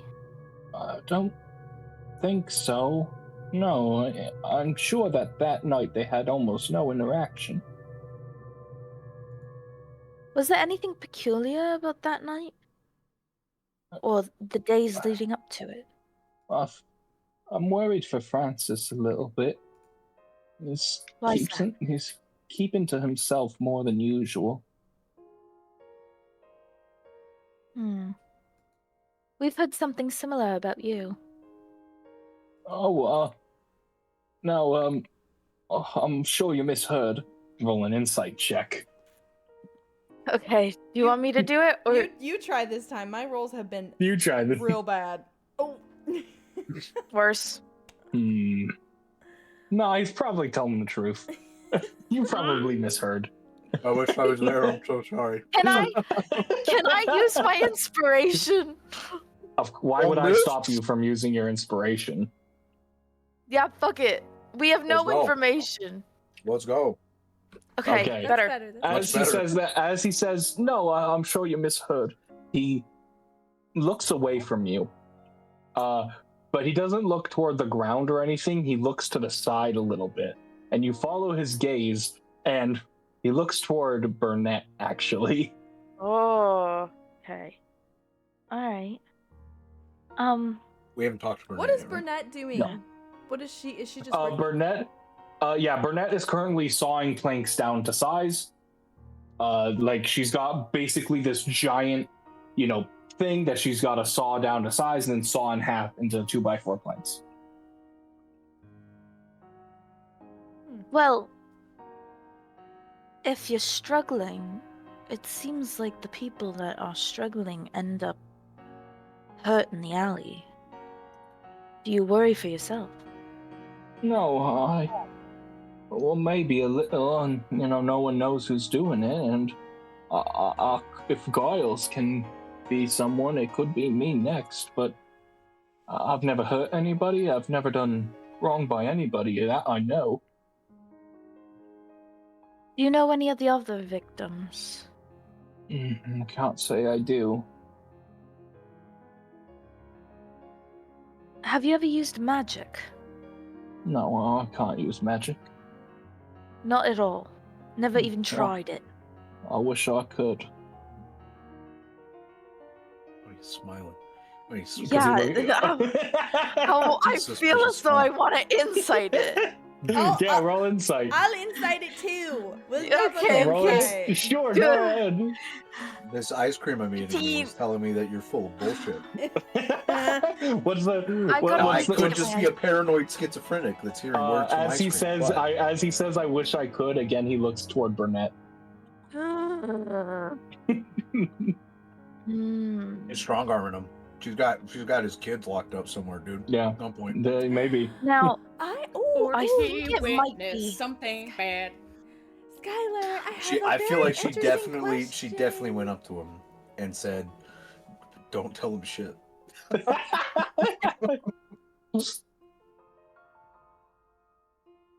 Sable, you have a question?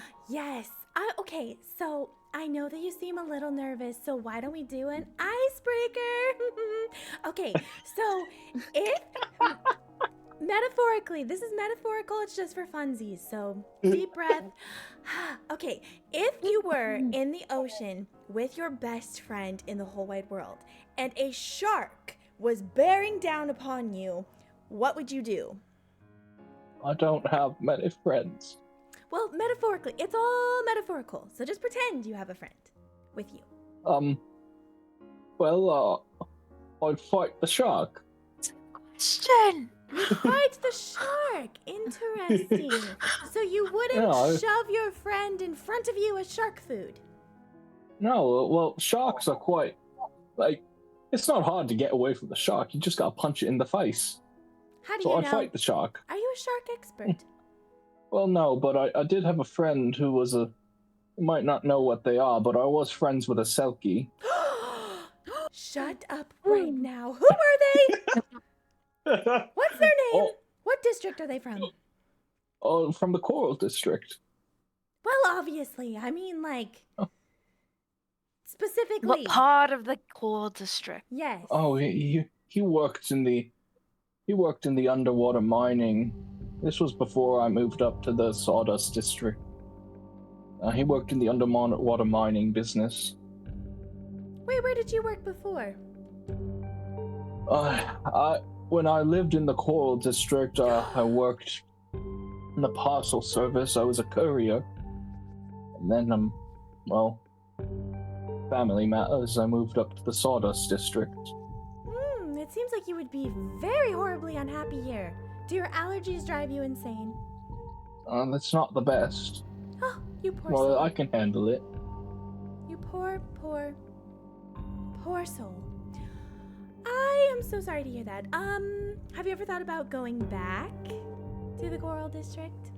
Well, yeah, but I don't think I can right now. Because of family issues? Yeah, things like that. Is your family here? No, no. Does he look around or anything when he says that? He looks down. Sad. They're dead. Wah, wah. Okay. They're dead. Womp womp. What a loser. Why didn't you cry about it yet?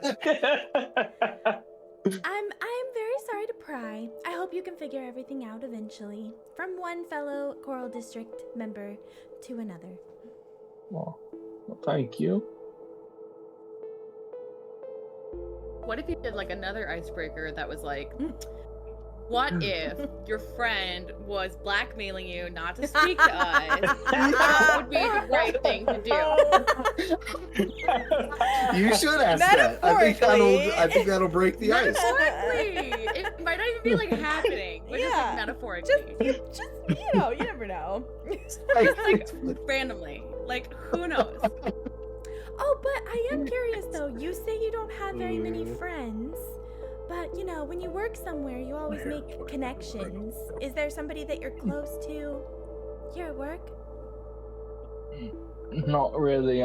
Keep to myself and get my job done. Now, Inside I check. don't think that's true. Inside check. Inside check! Inside! Oh my gosh, I can't roll well to. Fail. When That's he a good says roll. that, Skyler, he's being honest. I don't really have a relationship. But you get within it a sense of longing, as though he wished he did. He wants to fuck Bernadette. Fuck Bernadette. Burnett. I don't give a shit what her Bernadette. name is. He wants to get in them pants. Oh my god. Maybe they could drift together. That's Oh, not. sorry, That's yeah, not the they same. want They want a Hurricane. hurricane. They want a hurricane. They want a hurricane. Hurricane. Whip up a good old hurricane. He wants to hurricane that bitch. I'm dead. Well, I don't have any more questions. I'm just gonna keep drawing now. I feel like Lyndsie has irrevocably ruined our vocabulary. You're welcome. Ruined. True. I made say it better. elevated it. Yes, thank you. I Elevated. elevated it. No, I feel like one day we're gonna be just talking to people who are completely unrelated to this game, and we'll be like, "Oh my god, those two are drifting," and then we'll just have no idea what we'll say. Oh my god, they're Yeah. drifting. That's so cute. And drifting. Wonder if they'll not help someday.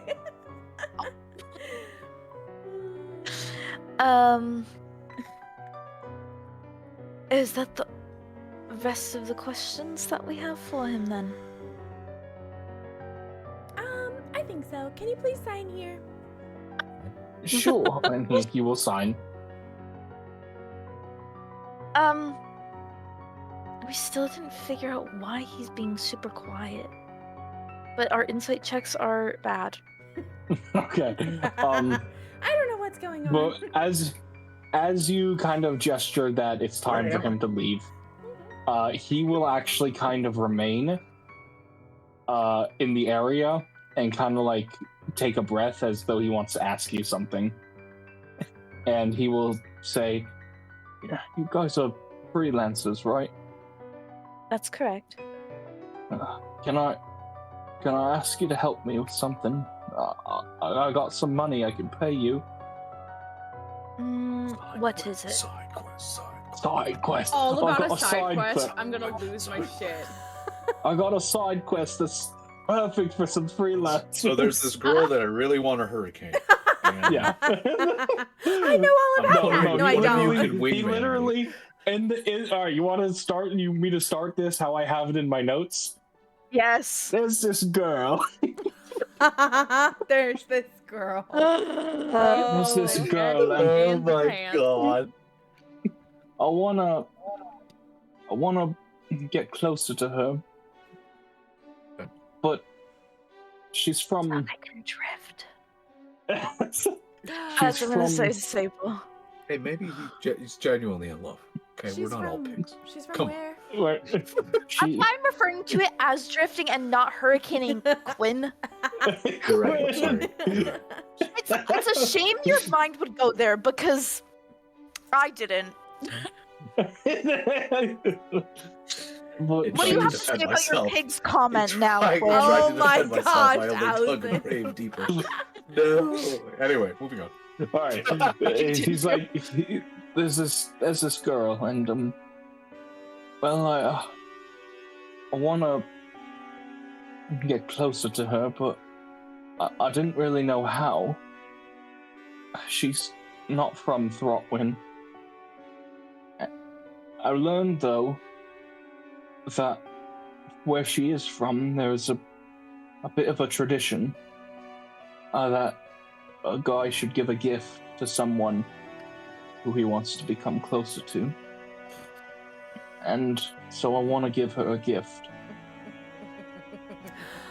Mom, evil cat. No. Oh my gosh! No, I know this for great. Karleigh. I said that for Karleigh. That was. Oh, it's polite to fuck first, then talk later. Right? No. I just giggled. My thought was that Sable could just draw something for her that he could give her. No, she. Just draw how Art. beautiful she is. Art. Draw a hurricane and them in it. I think I know what would do. It's gonna sound a little odd, but Okay. I think the perfect gift would be a Thamskeen steel axe. She's got a collection of axes. It's related to what she works with. Godspeed, brother. Godspeed. Destroy you. Thunder thighs, whoever this Viking is. Oh my gosh. Interesting. So, what do you need help with if you have this lovely plan already? I need the axe, and it's down at the hammery, but the blacksmith won't sell it to me. So I was hoping maybe you could get your hands on it and give it to me, and I'd pay you good for it, I promise. Why won't he sell it to you? That seems really weird. Thamskeen's hard to come by. Says he's gonna sell it to someone who needs it for war, not for love. Something like that. Okay. Well, secondary option. Have you ever thought of following the example of the Emperor Penguin? I've no idea what that means. Oh, they give pebbles as gifts to lifelong. It what seems way kinda- cheaper, way easier, honestly. I can't give just a pebble. Oh, sure you That's not- can. I could That's find not you. near I good could enough. find you a beautiful pebble. I could find one for you so easily. No, I think- Sable. What? I think the axe is their pebble. An axe. It's a pebble. Over. Oh. They're the same thing. Axe, pebble, Okay. same. All right. I don't see it, but to each their own. To each their own. That's fine. Are you wanting to just a moment. I'm gonna pull Skyler away for like a hot second. Are you wanting to help this guy buy a battle axe for his lady friend?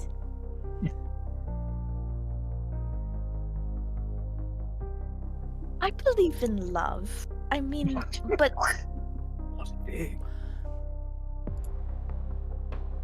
but it's kind of hard when he might be a suspect in our investigation. Okay, I like this train of thought. What if we use it as a form of bribery? So like we're like, okay, sure, yes, we'll get you your love axe. But then, if you know anything, you have to tell us. Like a man on the inside. Precisely. Great idea. Okay. And I think we'll turn back. In unison. We'll Just like Fingers steepled, grins, grinning. I'd be afraid. We'll help you get your axe, but we're gonna need first payment for the axe, as Of well course. as some information from you. Yes, information. Sure. What do you want to know? Can you gather as much information on the disdain for Giles between your coworkers? You want me to gather information on my coworkers? Yeah. You promise it'll be for catching the person that's been hurting people? Yes, Certainly. which you don't know anything extra about, right? And I widen my eyes at him and lean closer. Roll intimidation. Dang it can't be persuasion. I'm not trying to scare No, him. You clearly just tried to scare him. You could. Okay, sure. Let me roll my intimidation. Can I give her the help action? Can I see what she's trying to do and then also flex a little? Sure. Why not? Okay. Of course, Your I'm not modifier's hiding. not terrible, though. I'm not hiding anything. No, of course not. But Just okay. Just see if there's anything weird about your coworkers that, now that you know that this attack has happened, looks a little bit different. Okay, I'll do it. Right, and we'll get you your axe. Thank you. And he will turn and go back to work. Where's your friend from? He's already back at work. We didn't ask fast enough. You booked it He out will of come there. back. He will. She is from a nomadic tribe from outside of Throtwin. Great. All right. We will cut now to Lyra and Calx, who are making their way toward Clearcut. Dream So, you guys will reach a small house toward the edge of the Sawdust District. It is very, very small and very, very quaint. Okay, Calx, remember, more facial expressions, the tone needs to be more excited. Facial expressions. Yeah, I think... Lyra, you know- I have a helmet on. Should I take it off? Or No, okay, so that's right. I forgot about the helmet. what do you mean facial expressions? I mean, No, I should said I forgot about the helmet. Yeah, I have an Hey. idea. Oi, I have an hey. idea. Lyra, what if I get Sable to draw a nice little smiley face on this helmet, and then suddenly I'll have facial expressions for the intro. Yes! To death. Yes! Smiley face prawn is all. You know you are smarter than this. I forgot for a mere fraction of a second that you were wearing a helmet, okay? I burped, I forgot, I'm back with it, okay? Here we are, we're great. So, Lyra, you need to... I'm sorry to inform you.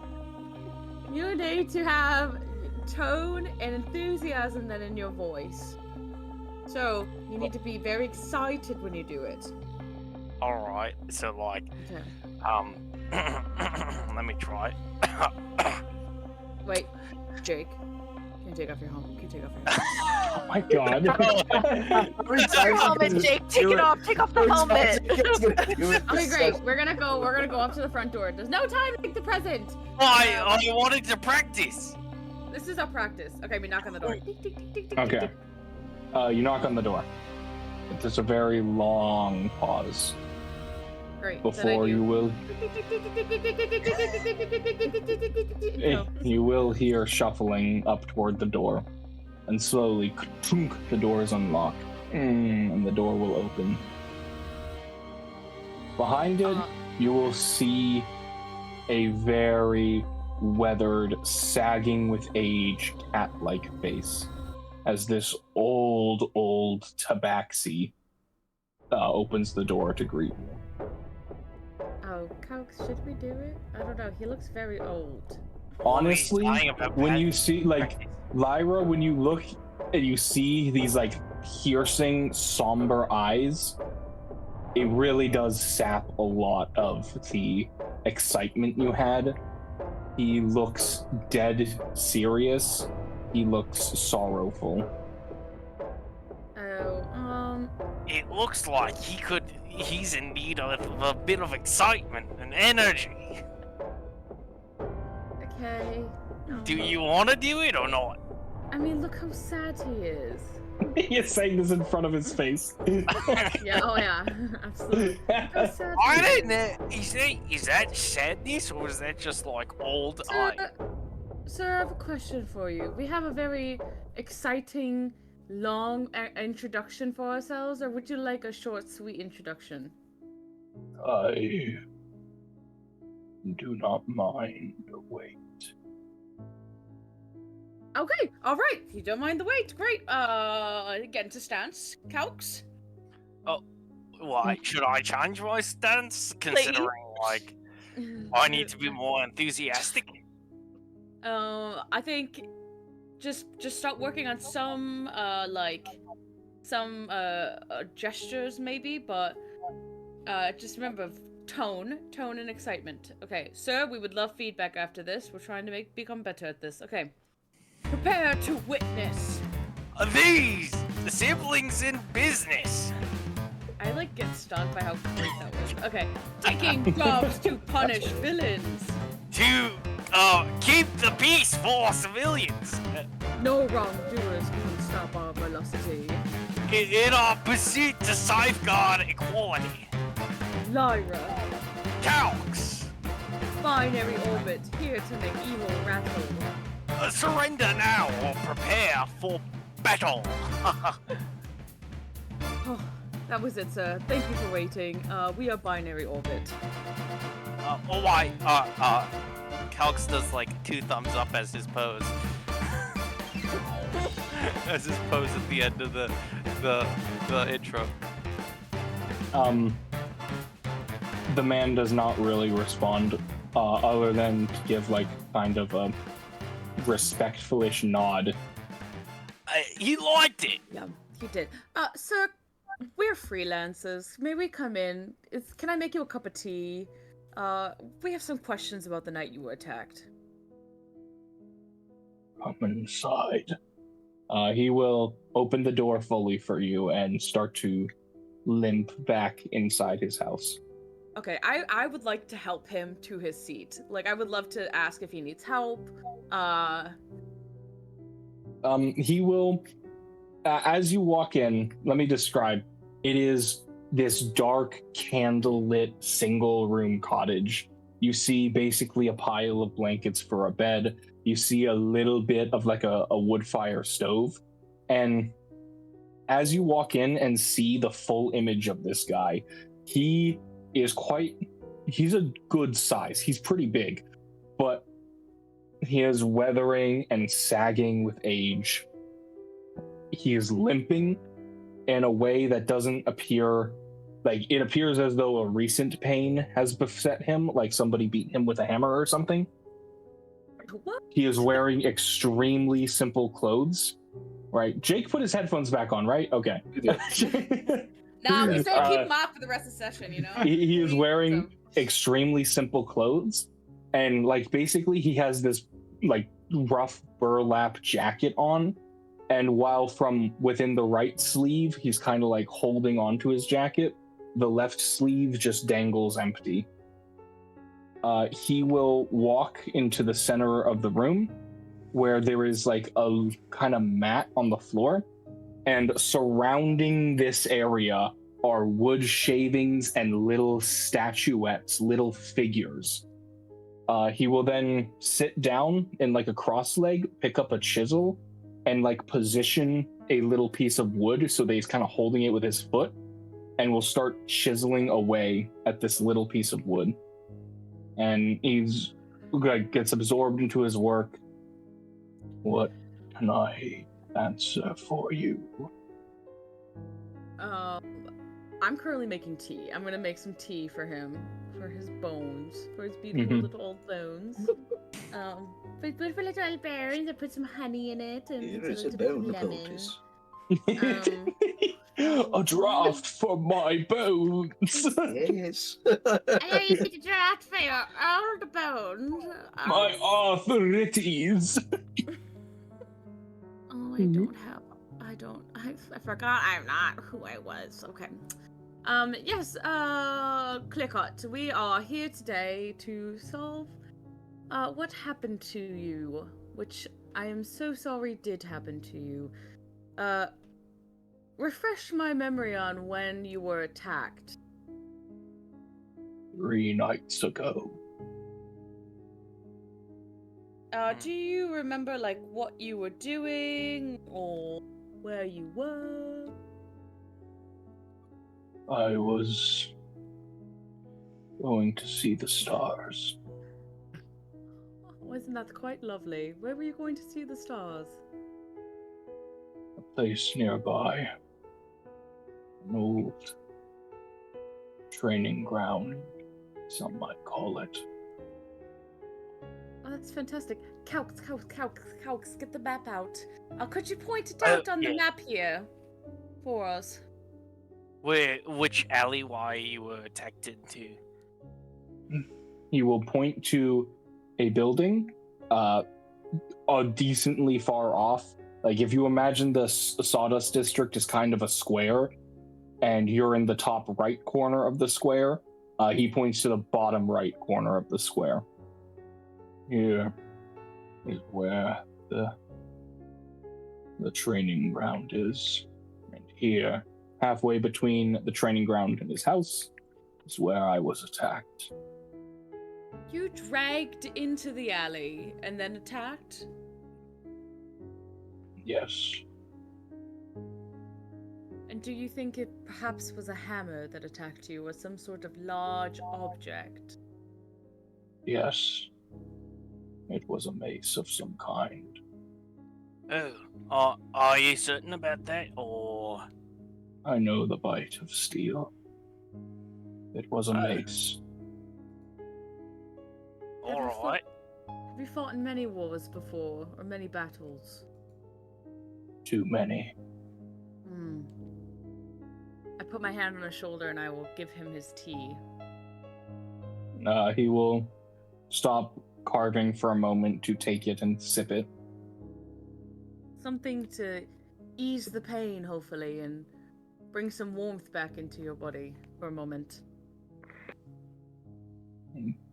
We'll simply go back to carving. Do you like carving? It is all that is left. Do you sell your carvings? No. I bury them. Bury them? Do you do them as like a memoriam for those who passed? For those I killed. Oh. That's beautiful. A way to remember those who've passed and those you've taken. Clearcut, do you ever visit a tavern called, something mug, the Curfing mug? Yeah. Thank you, Calx, yes. No. I care nothing for the taste of ale. Does he currently live by the Curfing mug or something? Like, Pretty far. damn, dude. Wait, he was attacked, was that close to any of the other attack places? It was kind of close to the Curfing mug. You only have a location of one other attack, though. Mm-hmm. Well, and the attack on Giles. Yeah. Yeah. And it's kind of close to those two. Okay. Do you have any knowledge or relationship with any of the other victims? No. I know none of them. Alright, I mean, do you have any enemies that might be in town that might wish harm upon you? Enemies. I probably have plenty. But any in, like, this district nowadays that recently might get angry with you? None to my knowledge. Do you have any relationship with, is it Alazi? Alaji? Alaji. Do you have any relation with Alaji? No. None at all. Although, Perhaps I've been to her shop once or twice to buy wood for my carvings. What kind of wood do you make your carvings out of? Whatever I can afford. It matters not what the material is, but the intention behind it.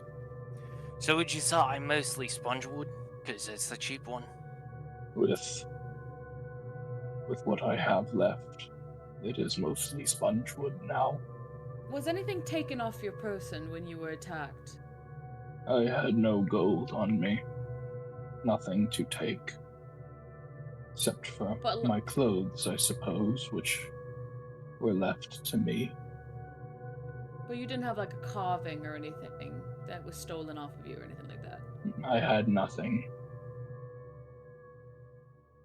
Nick, do you know magic? A few spells. I don't know how that would connect, but I'm just curious. I have no idea. What spells do you know? The evil ones. Mm-hmm. He will take a moment. He will take a moment to think, and he will decide to just. He will show you a rune. He will take his little chisel, and into the floor, he will carve a rune. Arcana check from whoever Guidance, can use Arcana. You got this. Okay.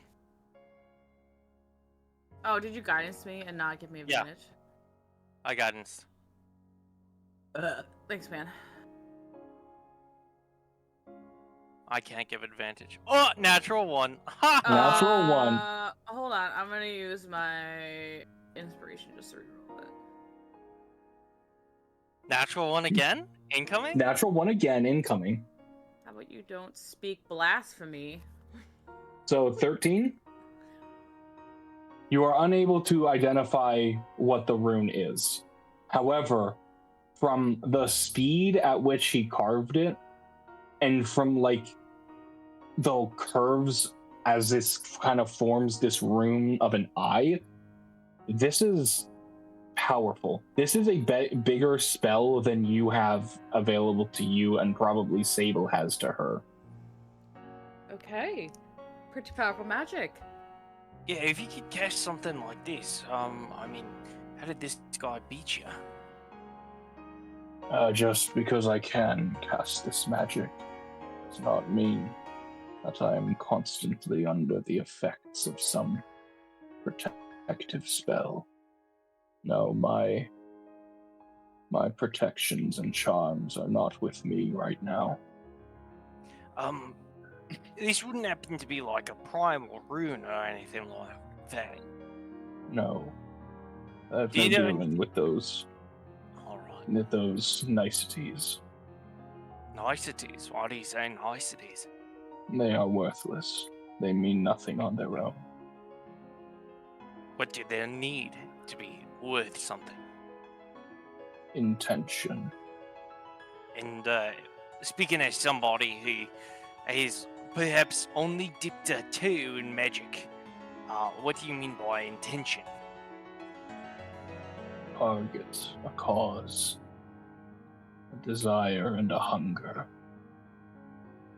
Targets, a cause, a desire, and a hunger?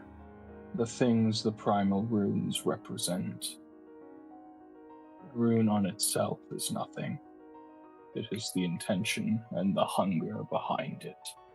So you have to be like pretty desperate, or angry, or spiteful to use a primal rune to hurt somebody. You have to be any of those things for the rune to be of use to you in any way. Alright. I mean, you know the most about the primal runes that anyone I've ever met. Do you know any of them, or do you just know of them? A few. But my memory is not as it once was. Do you know about the rune, and then I would ask like Lyra to produce the rune because I don't remember what it looks like. But it was the rune that was being. I mean, we don't have a picture of it. Sable does. Yeah, but do you remember what it looks like? Oh, I could try to describe it. Minor illusion, right? Don't you can draw it. You can minor illusion it. Oh, you can, my bad. I thought you didn't. You can draw it. You can minor illusion it. You know what it looks like. I don't have minor illusion. I'm not gonna draw it because then I think it will actually like happen. I'll describe it. Okay. So yeah, Calx, great. So it was kind of like a half moon. It was like a half moon shape, and then it had like almost like a V, but like the V didn't connect. But there were like two slants out of the half moon. But the V was upside down.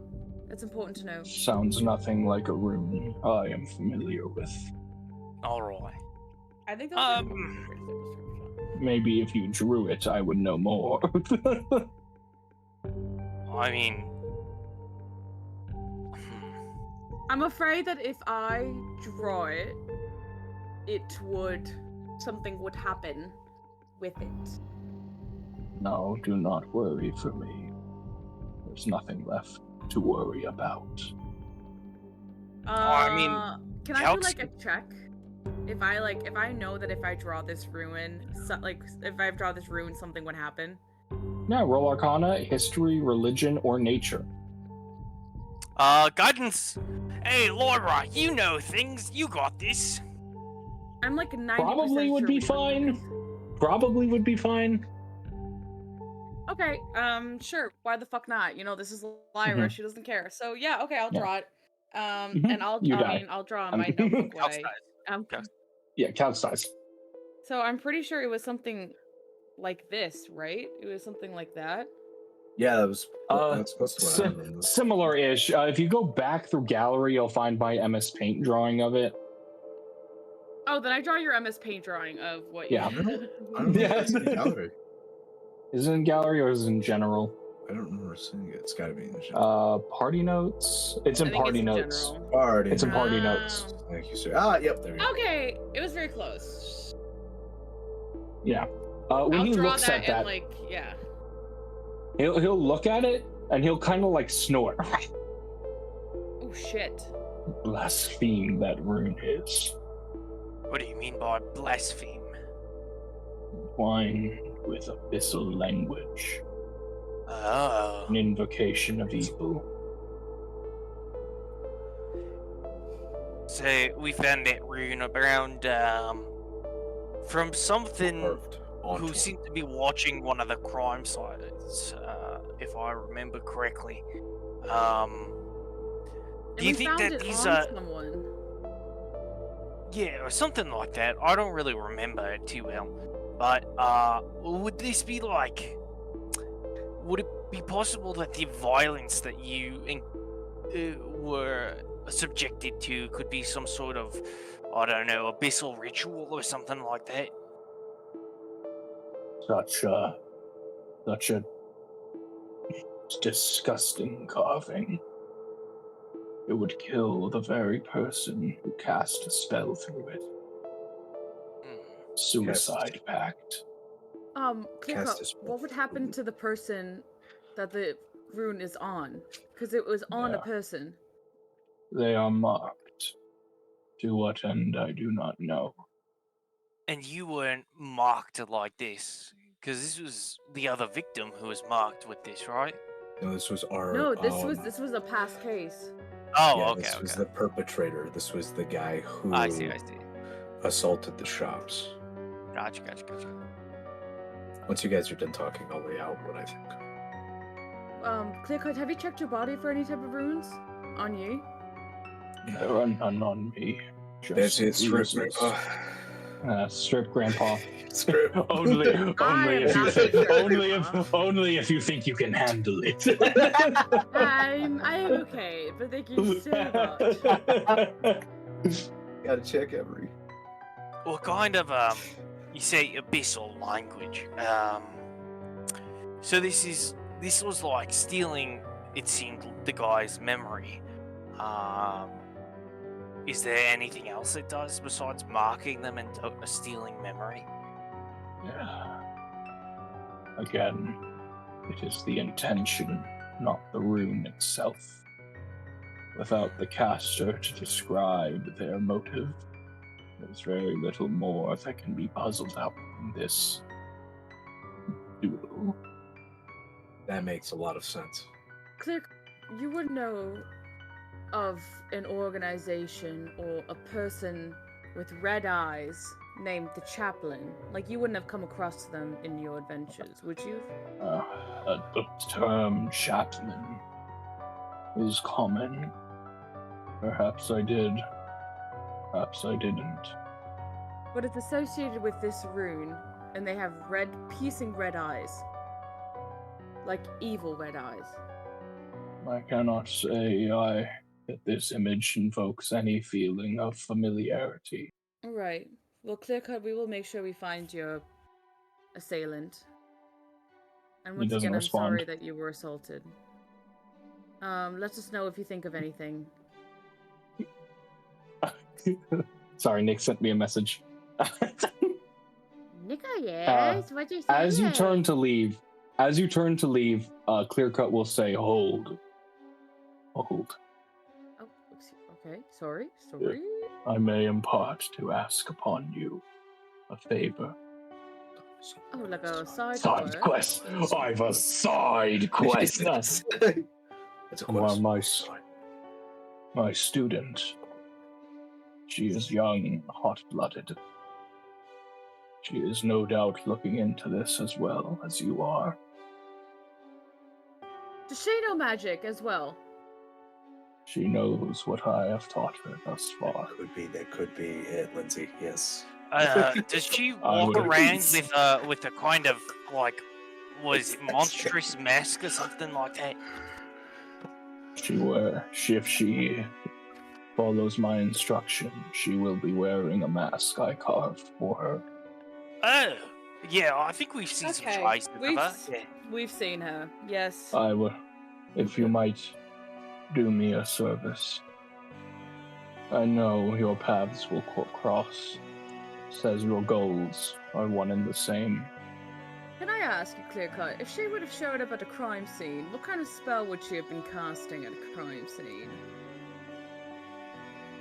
Recently, I've begun to teach her more advanced divination magics, as these are the kinds I am most familiar with. A spell that she might turn to in such a time. Perhaps Arcane Eye or Clairvoyance. Yeah, and those were both of the suggestions that we got, right?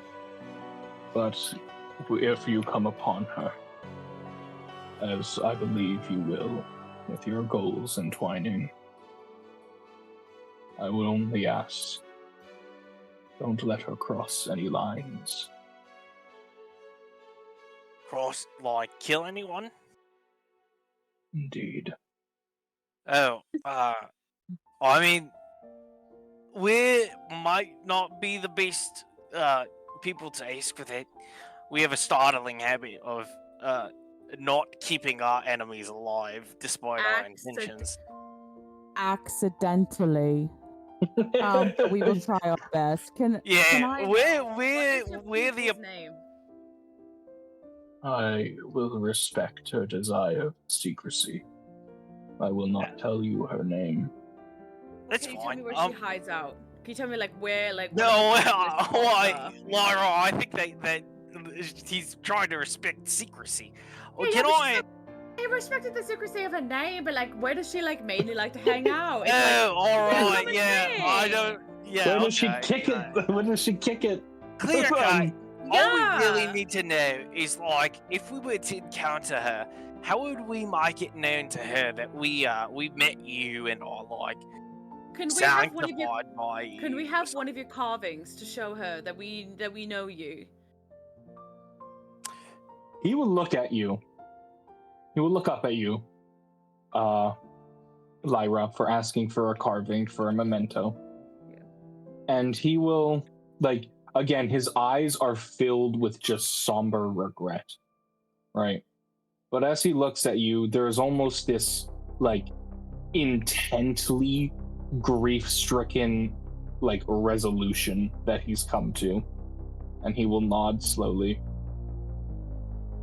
He will stand, go over to the little pile of cloth that he uses for a bed, and he will rummage through it, and he will pull out something. He will pull out a mask, a wooden mask that depicts a doe, like a deer. A female deer? Deer, right? Oh, no, that's right. Yeah. So, it depicts this mask, this, like, very intricately carved mask to the point where the eyes appear to be looking at you with how well carved this mask is. And he will reach out and hand it to you. It's beautiful. May it protect you on your journey. I believe it will. Why? Can I ask how it might protect us? It is a warding mask.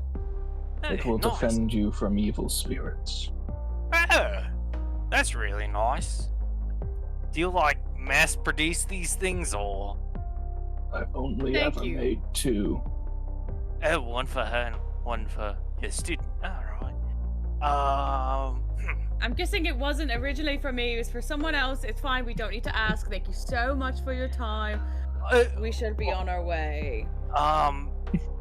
Context, Calx. Context. God. Well, yeah. And then as you thank leave, you for your time. Oh.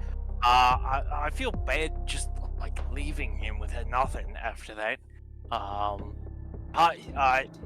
gonna leave 5 silver pieces. That is all I have left in my name. So I would leave 5 Oh silver. yeah. Should I also leave something? I have No, I'll pay for the both of us. I'll be like, hey, thanks for your time, and maybe buy his next memento wood or something like that. Wow. Messed up my mic. Thank you so much for your time, Clearcut. We appreciate you, and I will keep this mask very close. as you leave, he will nod to you and say, "Steady be your path," and he will go back to his carving. I'm gonna Yeah. ask as we leave. All I'm right. putting on the mask. I go, how do I Give do me just a sec. I forgot to copy this over into Roll20. That was an awesome NPC. Yeah. Calx will leave but- 5 silver pieces for him too. Okay. Just to, He says, "You think I need your fucking charity?" And then he cuts you down. not charity, it's the transaction. Hey, honestly, cut him down. It's fine. Whatever. Okay. What? You should Lyra, see. You should why would see you betray handouts. me? You should see handouts. Chapter 2, Spongewood, the warding mask. What's up, Oh man? my God. I don't see Why? anything yet. I don't. Is that all of us? I just refreshed just to make sure. Oh, whoops! Did I not There's- show the? There's a whole lot Whoops. of nothing right now, buddy. Oh, my there we bad. go. You should see it now. You should It see it is- now. it's My arrived. bad. Okay. Very rare. Very rare. Warding mask, very rare mask. A hand-carved wooden mask depicting a doe. Clearly, an enormous amount of love was poured into this item's creation. While wearing this mask such that it completely covers your face, you are under the effects of the spell Protection from Good and Evil. Once there was a warrior who danced through battle, his sword a paintbrush upon a blood-red canvas. Now there is only an old man, filled with regret at the setting sun. I immediately put on a cloak. I put my hood up above my head, and I put on the mask. And I am one with the mask. What with the mask? Lyra, Okay. where did you go? Lyra! We will now cut to Lysander and Ignis, who are heading toward. I remember Weck. Okay, so you guys will come upon in the Sawdust District this very nice, like two maybe 3-story home in the middle of this kind of residential street. Do you want to do the talking this time, or it could be a way to work on your people skills. But what if it compromises our investigation? Okay, well that's fair, but I mean, I really think you have to give yourself a little bit of credit. You seem fairly personable. All right, but maybe don't lead with the spiders. That's usually what upsets people. Well, I used to look much worse than I do now too. Maybe this time I try talking to more people. They just haven't liked me so far. Okay, if we're in there and you feel like saying anything, feel free to. You seem to have the admiration of the rest of our group. I don't know why, if I'm being honest. But they're all very nice, and I really appreciate it. It was a lot better than everyone else I met. Yeah, well, I'm sorry that you had to go through those things. Just gonna kind of like it was horrible. I had peacekeepers called on me constantly, and I was left alone in the rain to sleep on the cobblestone. You still don't even have shoes. No, but I never wore shoes before. It was strange to put them on, at least. I don't really want them, but I think it would be strange to look and dress this nicely like I belong here and to not have shoes like everyone else. I would have to cut my toenails. I've never really done that either. And you look and they're just like fucking bad claws. Gangrenous talons. And his feet are incredibly calloused. Incredibly. He's clearly never worn shoes before in his life.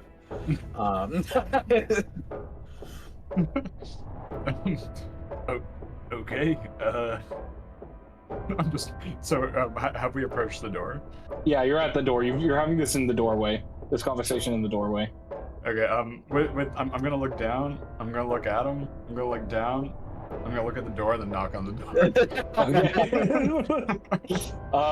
You will knock on the door, and then from within you will hear a voice call. Who is it? Sorry, that's not it. Who is it? It's Ignis and Lysander. I don't know an Ignis. We are freelancers. You're not supposed to know us. We are here with the law. He will.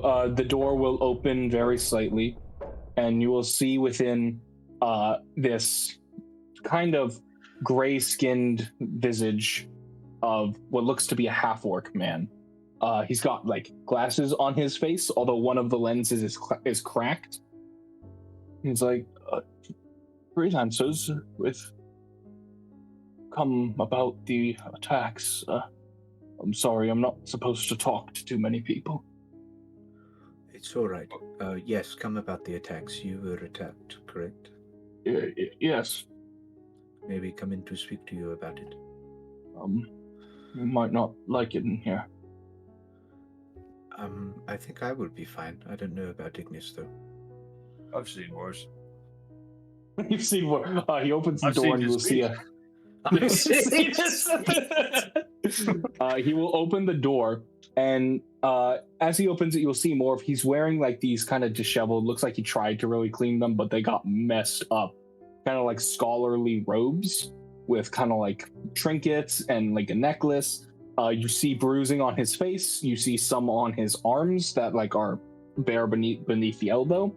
And as you step into this home, you will see the home of an entomologist, it would appear. There are casings and glass casings with bugs and beetles all over the place.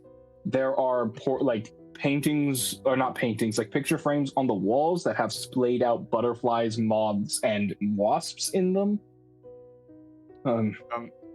Sorry, yeah, it's this is so cool. Yeah, when we see the bugs and stuff, we're gonna start feeling good. No, not all of them are in most of them are in cages. However, there is a butterfly or two that have made it out of the cages and they're just flying around. Is that a monarch butterfly? No, that would be a butterfly similar to monarch butterfly. You troll.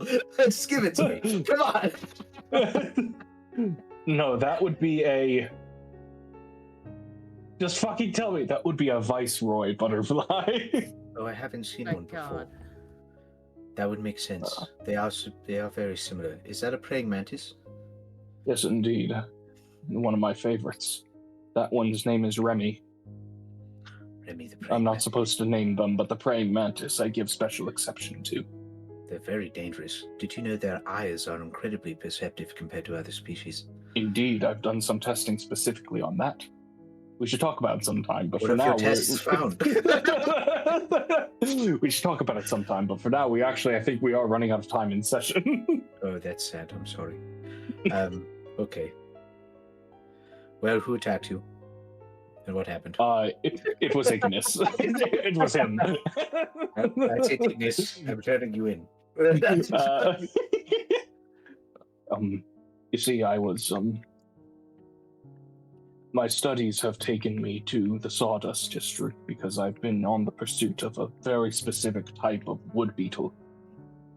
One that has been taken to making its home in various types of lumber and wood, particularly, interestingly enough, in sponge wood. And so I have come down to this district to research this beetle and to try and find a way to control this pest as it has been damaging property around the city.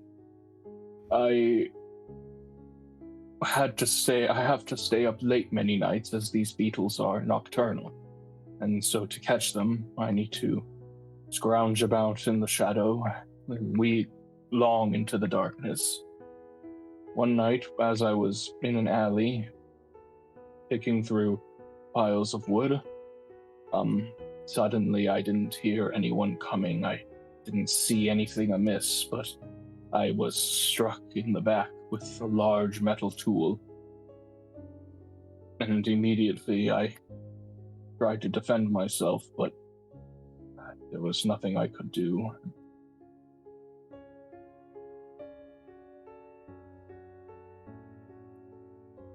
Did he specify which alley?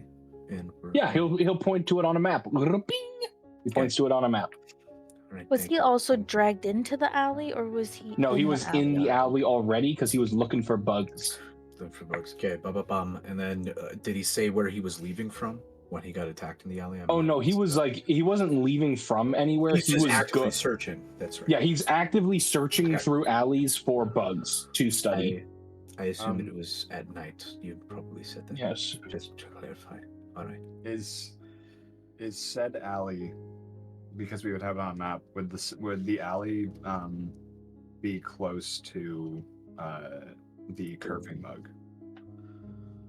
Decently. It's actually not that far. Maybe using insight? Insight. Just with, maybe that's the skill, I don't know. But anyway, I'm going to try to determine, well, sorry, no, doesn't make sense. I was trying to see if, maybe he could have been taking a route away from the curving mug, but we already determined that he's just wandering around looking for the beetle.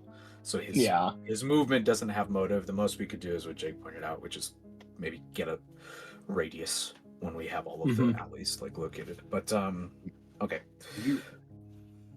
Have you ever had much contact with anybody named Giles, Jamel? No, I can't say I have.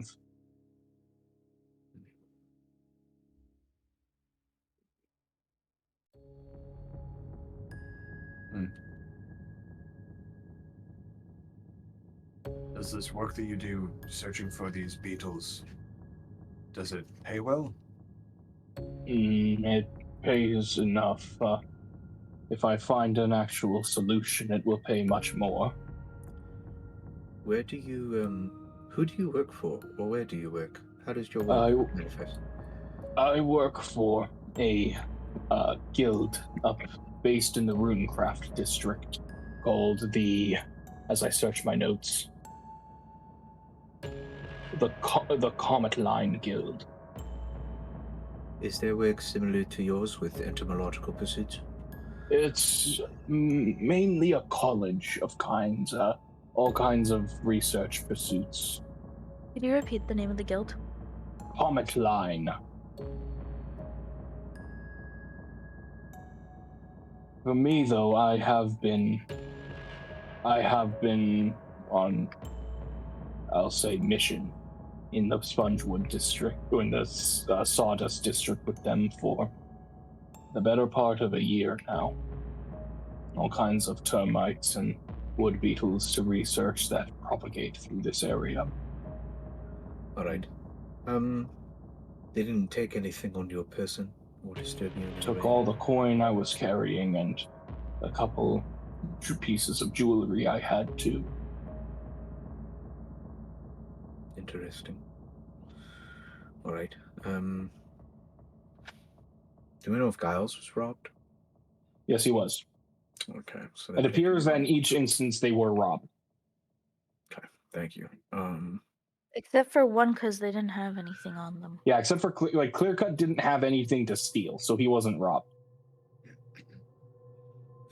Can I say, excuse me 1 second. I have to discuss something with my colleague, and I want to like huddle, kind of off to the side just a little bit. Yeah, you huddle just above the tarantula little enclosure.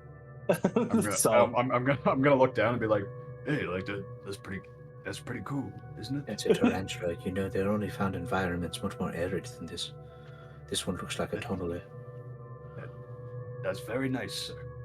So why don't we could always try to maybe flash a little bit of cash in this area and see if there's maybe less connection than we originally thought, or they could be using that to maybe cover themselves. We would take light to money. What would that do? Well, if they're out here robbing everybody, it might give them motive to show themselves. Oh, I see. We display wealth on our persons in the attempt to bait. The old, yes. Like an anglerfish. Interesting. Oh, I didn't know that you knew about fish. That's. I studied nature extensively. It was important. But I have a fondness for arachnids, mostly. But I know about a lot of animals and creatures, but my expertise is arthropods. I don't know. There's nothing else that I'm like. I don't know if there's more leads here. Yeah. I don't think I can't think of any other questions. It's that we knew why he was walking around. Mm-hmm. We knew what he was doing. We know why he's here. Corey, I'm sorry, could you recap to Quin the comment line? So the comment line, he's working with the comment line, not for. Is the collegiate guild that is sponsoring his research. Okay, gotcha. And so they're not yet. So they're not specifically like a bunch of entomologists. No. They're higher education. Are they located in one of the richer parts of the city? Runecraft District. Okay. Ironically, we're somewhere. All right. Any other questions you want to ask this guy? Well, is there a reward for finding this beetle? Beetles and stopping them? No, I can catch them myself just fine. I wouldn't pay extra for anyone else to catch them. Oh, that's sad. I would have liked to help you. There's a good chance I can find them. You've got a salter to catch. Well, that's true, but we can multitask.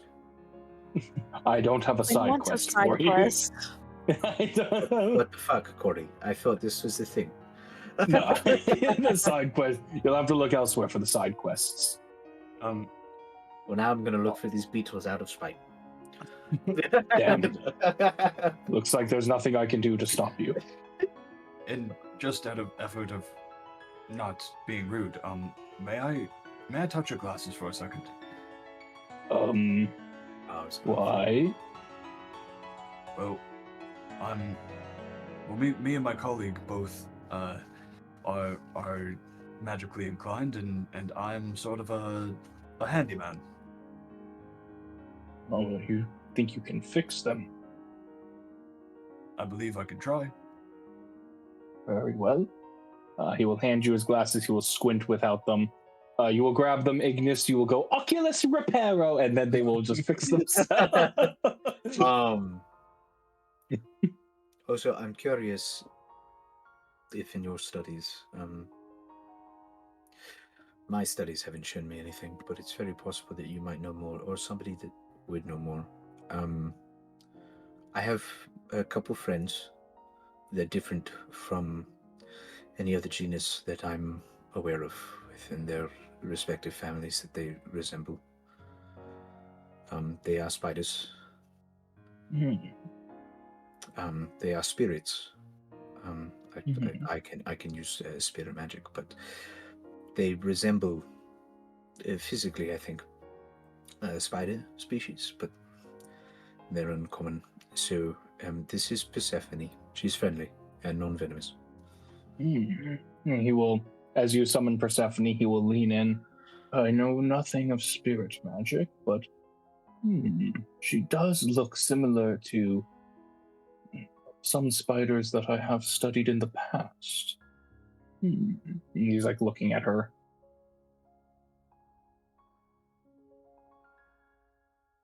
That was it? That's it. He doesn't know anything else. Gotcha. All right, thank you. I was just, I've wondered about them since I was a boy. And I thought maybe you might know something I didn't. So thank you for humoring me. Sorry, I just don't know anything about spirits or magic. I know of spiders, but it's more likely that they're related to.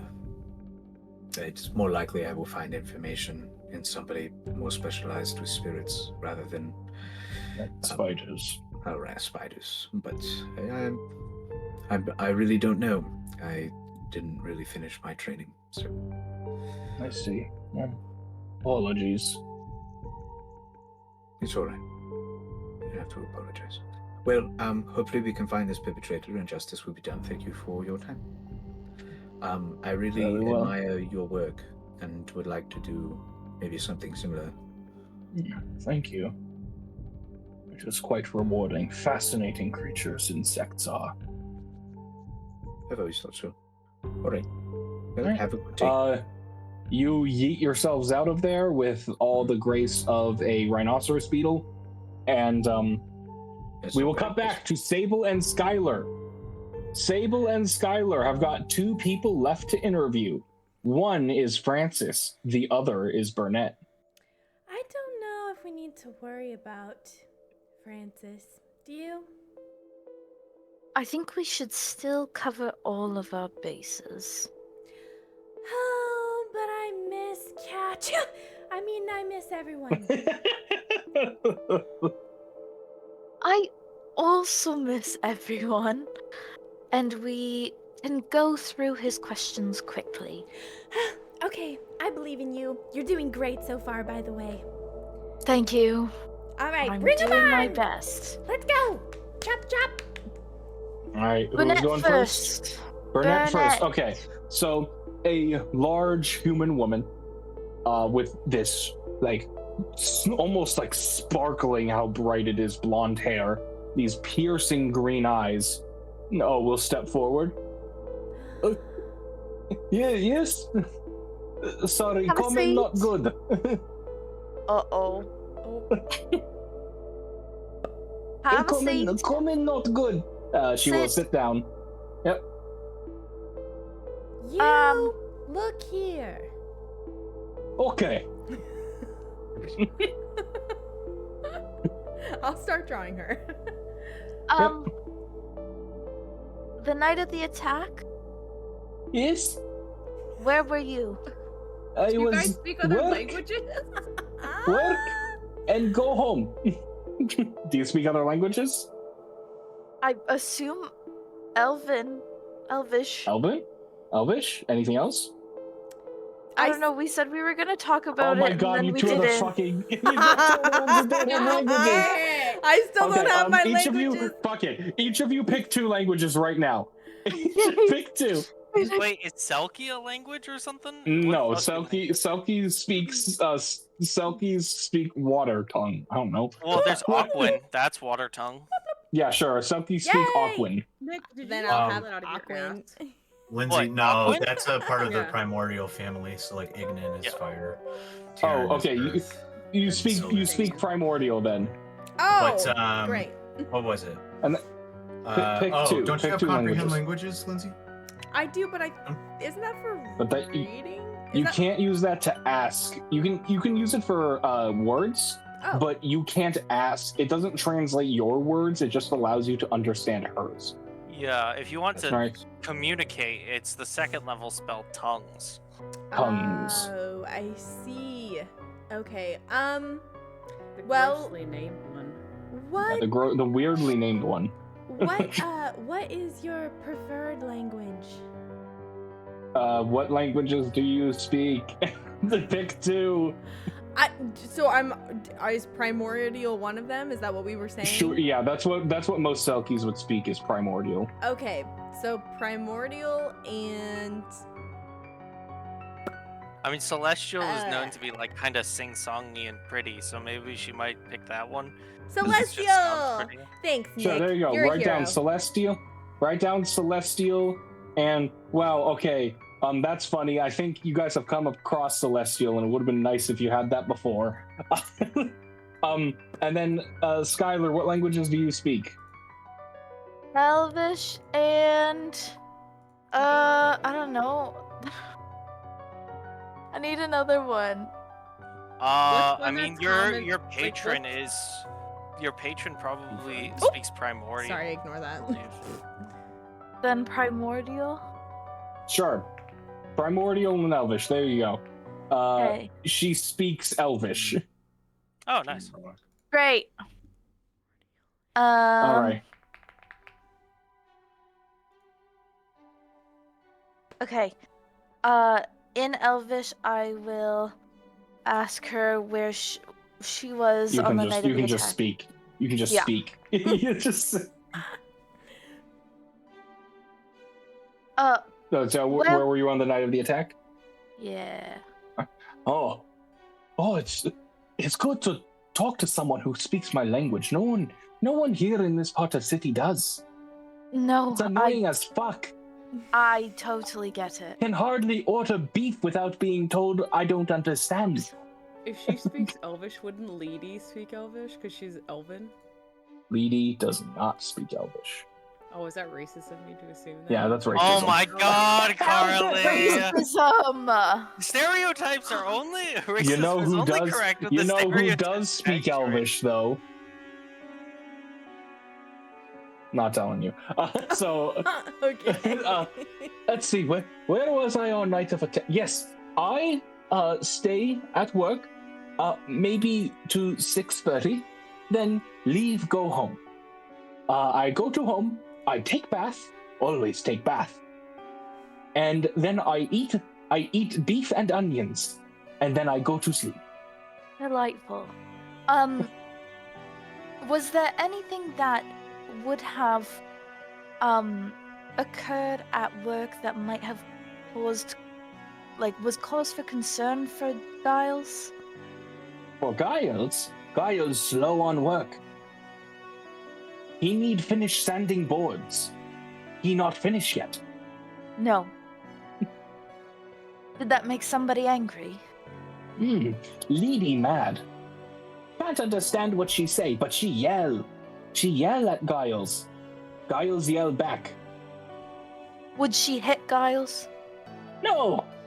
Lyndsie never hit Giles. Lyndsie too smart. Burnett can tell. I can tell. I wouldn't talk. I'm getting too mixed up between how she was going to talk in Common and how she talks in Elvish. I can tell if someone's going to hit someone, and Lyndsie would not hit her. Would not hit Giles. Okay. Do you use magic? Magic? That's the answer. Great. No clue about magic. What was the other question that I asked everybody? I can't remember. Well, you've already asked where they were and if she does magic. You already answered if she was late. They're late. Their relationship with their coworkers. I don't remember. I think that's it. Yeah, she's just flying Wait. through these. Oh, Will you? what's your relationship with Clarkson? Clarkson? I like Clarkson. He's kind.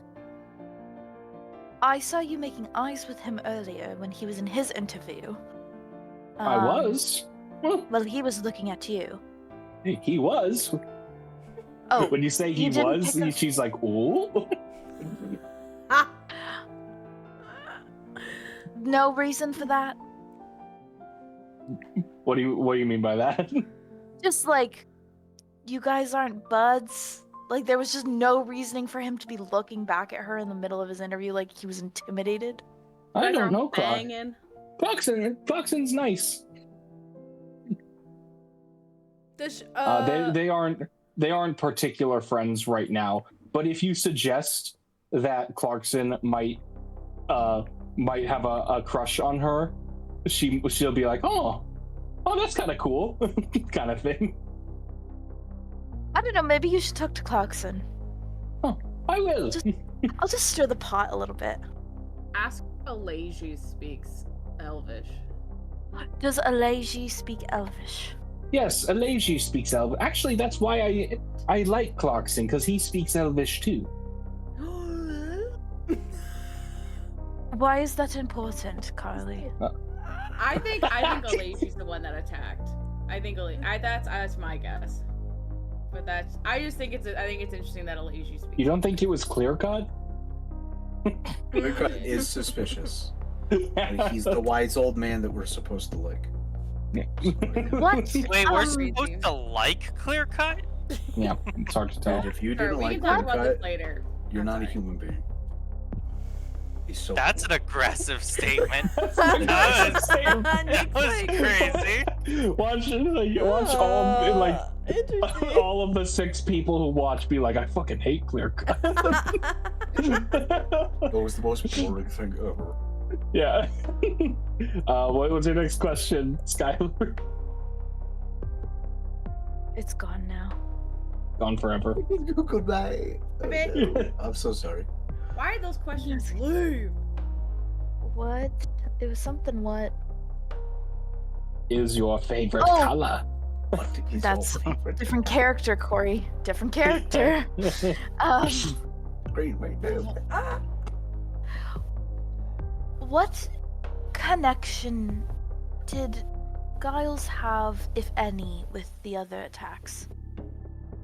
With the You other know? attack, I don't know much about Giles. I can't speak to Giles, so I don't really talk to him that much. Okay. Are we good, Sable? I think I caught pieces. Were you talking about Allison? Yeah. Did you ask if she's a good boss? Is Allison a good boss? She's fine. Pays me when I do work. What Does she yell at you? No, I get my work done. She's okay if I'm not boss. Okay. Okay? Sign here? Yes, sign Oh, here. well, okay. She will sign in the Elvish script, and she will go back to work. Last up, to my understanding, is Francis. Yes. And so Francis will step up again, like almost 8 feet tall, just this hulking orc. And he will sit down in this little stool, and he will say, Use freelancers, yeah? Yes. Boss lady says, yeah, ask me questions, yeah? Yes. Oh, okay. Have a seat. I am. She's going to draw you. Oh. It's just hard. It's hard to tell because you're so tall. It's amazing. Boss, I'm sorry. Oh, don't you apologize. You just look right at me, and I'll capture your Okay. essence. Okay. Looks right at you. Where were you on the night of the attack? I did my work. I made my mix, and then I went home because I didn't have to work my other job that night. What other job? Also work down at a lumber yard, and at night I help haul planks. Do you ever sleep? Yeah, I'll sleep. Oh, good. Do you normally go to your other job after work? Most days I do, but some days they don't need me. So, what time did you leave here? I left here, 7. I left here. Okay. Do you know magic? Oh, magic? Is that the answer? I don't know magic. Is that where people can make sparklies with their hands? Yes. Oh, that would be nice. Did you have any altercations with Giles in the last couple of weeks? No, Giles, you don't talk to me much, and that's fine with me. I'll stick to my mix, and I'll do my job. What is your job? I make the sponge wood mix. I'll take the sawdust.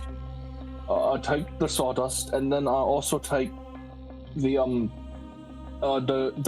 resin from the gray sponges, and then depending on what we making, I put in packing material of sometimes more fine wood splinters.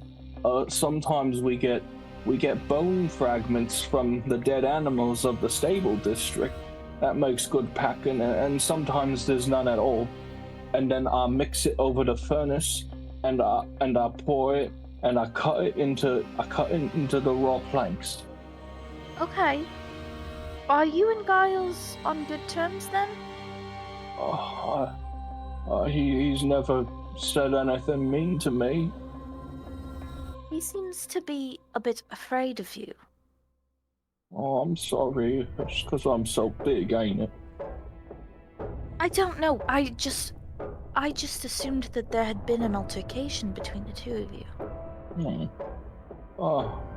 If I did, I'm sorry. I think he must have misinterpreted it. Okay. Otherwise, do we have other questions? Oh! Some people have mentioned that your behavior has changed lately. You've been a little bit more reserved. Is there any reasoning for that? He kind of shuffles a little bit on his seat. Use freelancers solve crimes, yeah? Yes, sir. I could use help with one. My side quest time. Okay. In that voice. What do you need? Just tell us what you need. What's wrong? What do you want? My pet cat. Her name's Daisy. She likes to go outside and roam around, and she comes back when I get home from work, but I haven't seen Daisy in a long time. And I looked for her and I can't find her, but you solve crimes, you can find Daisy. We'll find Daisy no matter what, I promise you! She's dead. Oh my gosh, the same. I have like a tear like coming down my face. Be like, when was the last time that you saw her? I says goodbye to her and give her her food in the morning, and then she goes out the window, and I goes to work. And when I gets home from work, she doesn't come back in the window, and I don't know where she's gone. Okay, what day was that? It was a long time ago. 3 weeks. 3 weeks ago. 3 weeks ago. Yeah, this guy's suspicious as fuck. We're locking him up. We got our perp right here, guys. We got him, boys. That's the problem we get. Crime solved. Oh. Case closed. Case Yeah, closed. this guy in clear cut for sure. Yeah. They were in cahoots. They're in cahoots. Why would they be so sad if they didn't have something they regret? You're Alright. If you find Daisy, tell her to come home, please. I miss her. What does We she look can- like? Oh, she's a beautiful little cat. She's got white and brown fur. Mostly brown, but with spots of white, especially near her shoulders. And she's got one ear that flops down. Okay. Does she have a collar or anything? Yeah, I have a collar for her. She always kept it. Me mum made it for my Daisy, and she always kept it on, so that even when she wandered, she'd know how to get home. Okay, what color is the collar? The collar was a nice blue, like the sky. That sounds lovely. Corey, how quickly can I be through my teary eyes sketching him a picture of his cat? Please, can I performance roll or something for this? Sure, you can performance roll. Oh my gosh. I had a feeling you guys would love Francis. Oh my gosh, please. I want to use my inspiration. I want to use Sure, my inspiration. I won't stop you. Please give me a better Yeah. roll on that. Come on. Yay! It takes a little bit of time, especially because you're weeping. It's a good thing Wispit is there to dry your tears with his little tentacle. Just like wipes it. Just Absorbs it into the bubble encasing. Asking Francis a couple more questions, you will turn your sketch pad around, and as Francis looks at it, you will see his face just like soften. And he's like, "Oh, it's my Daisy. It's perfect. Okay, well, Exactly as she was." this is for you. You keep it. I have it encoded in my brain, and we will find her if we can. He takes it, he kind of like holds it close and then like presses it into like a pocket on his overalls. Of course, he's wearing overalls, by the way. Okay, and I do make sure to I use my paintbrush to encode the memory of Daisy because I don't want to forget For sure. what she looks like. Yeah. Sign here? I like hold out my pad, like my hands are like Okay. I know how to write my name. My mom told me. And he will very shakily, in big all capital letters, write Francis. This. gripping it like this. Yeah, it was like Roll. Always good with crayon. Alright, lock him up, boys. Send him into the slab. We don't need your signature if you don't want it. Oh, he gave it. Oh my gosh.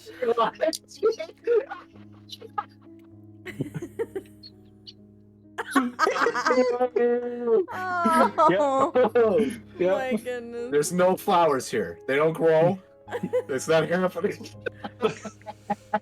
All right. Any other questions you want to ask Francis? You want to come home with us? How much money does he have to pay for my therapy bill?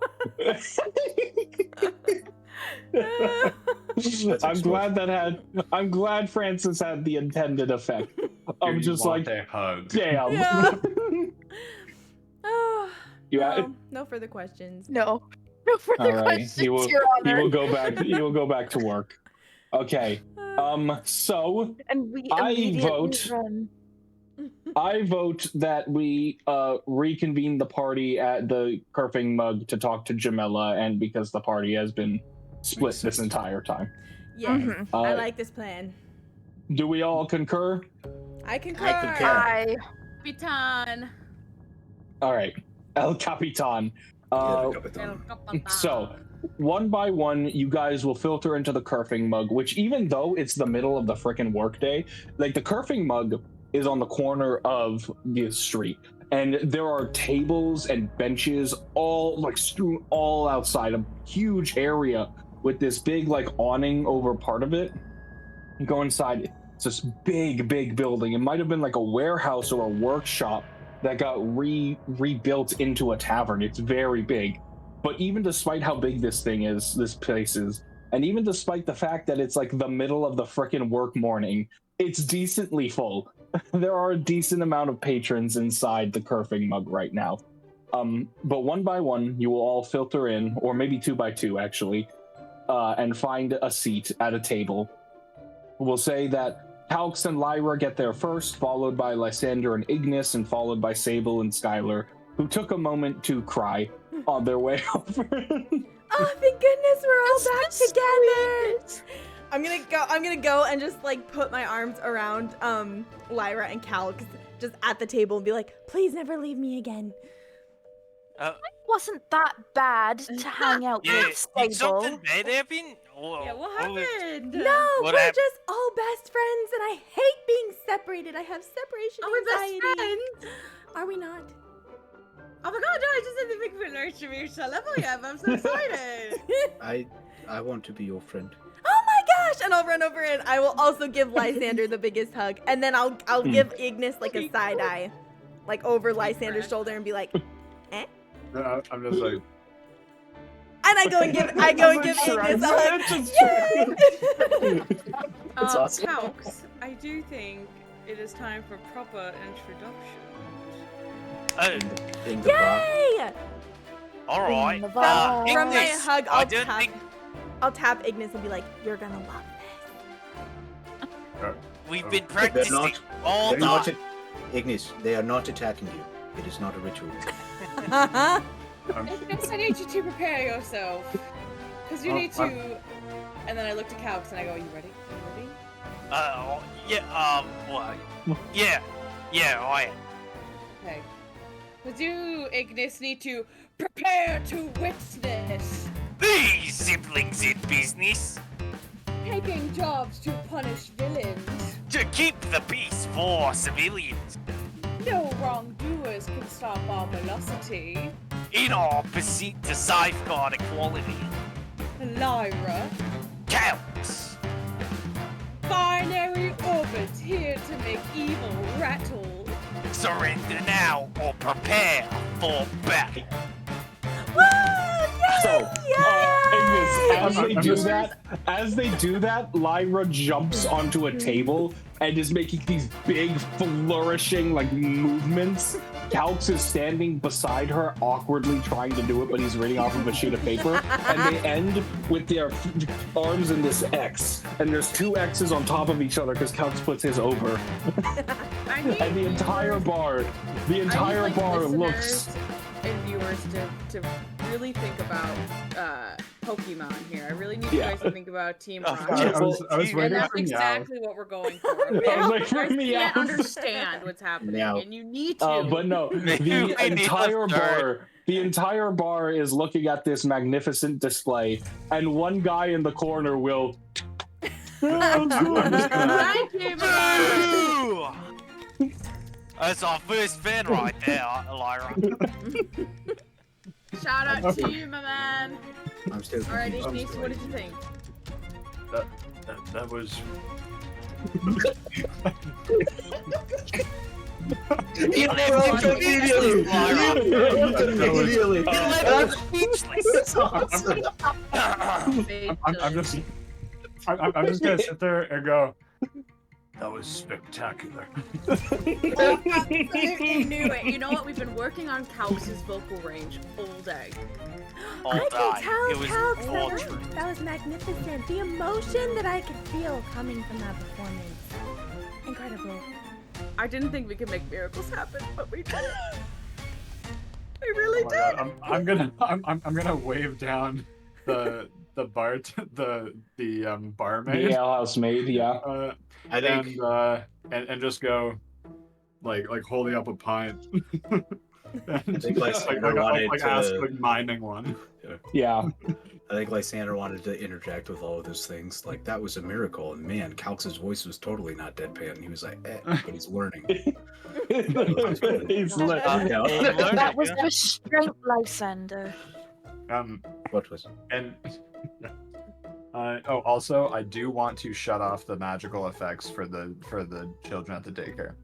Oh my goodness! So long. It's been so long. You said 5 minutes. You said 5 minutes. 3 hours. We think that it's never going to end at this point.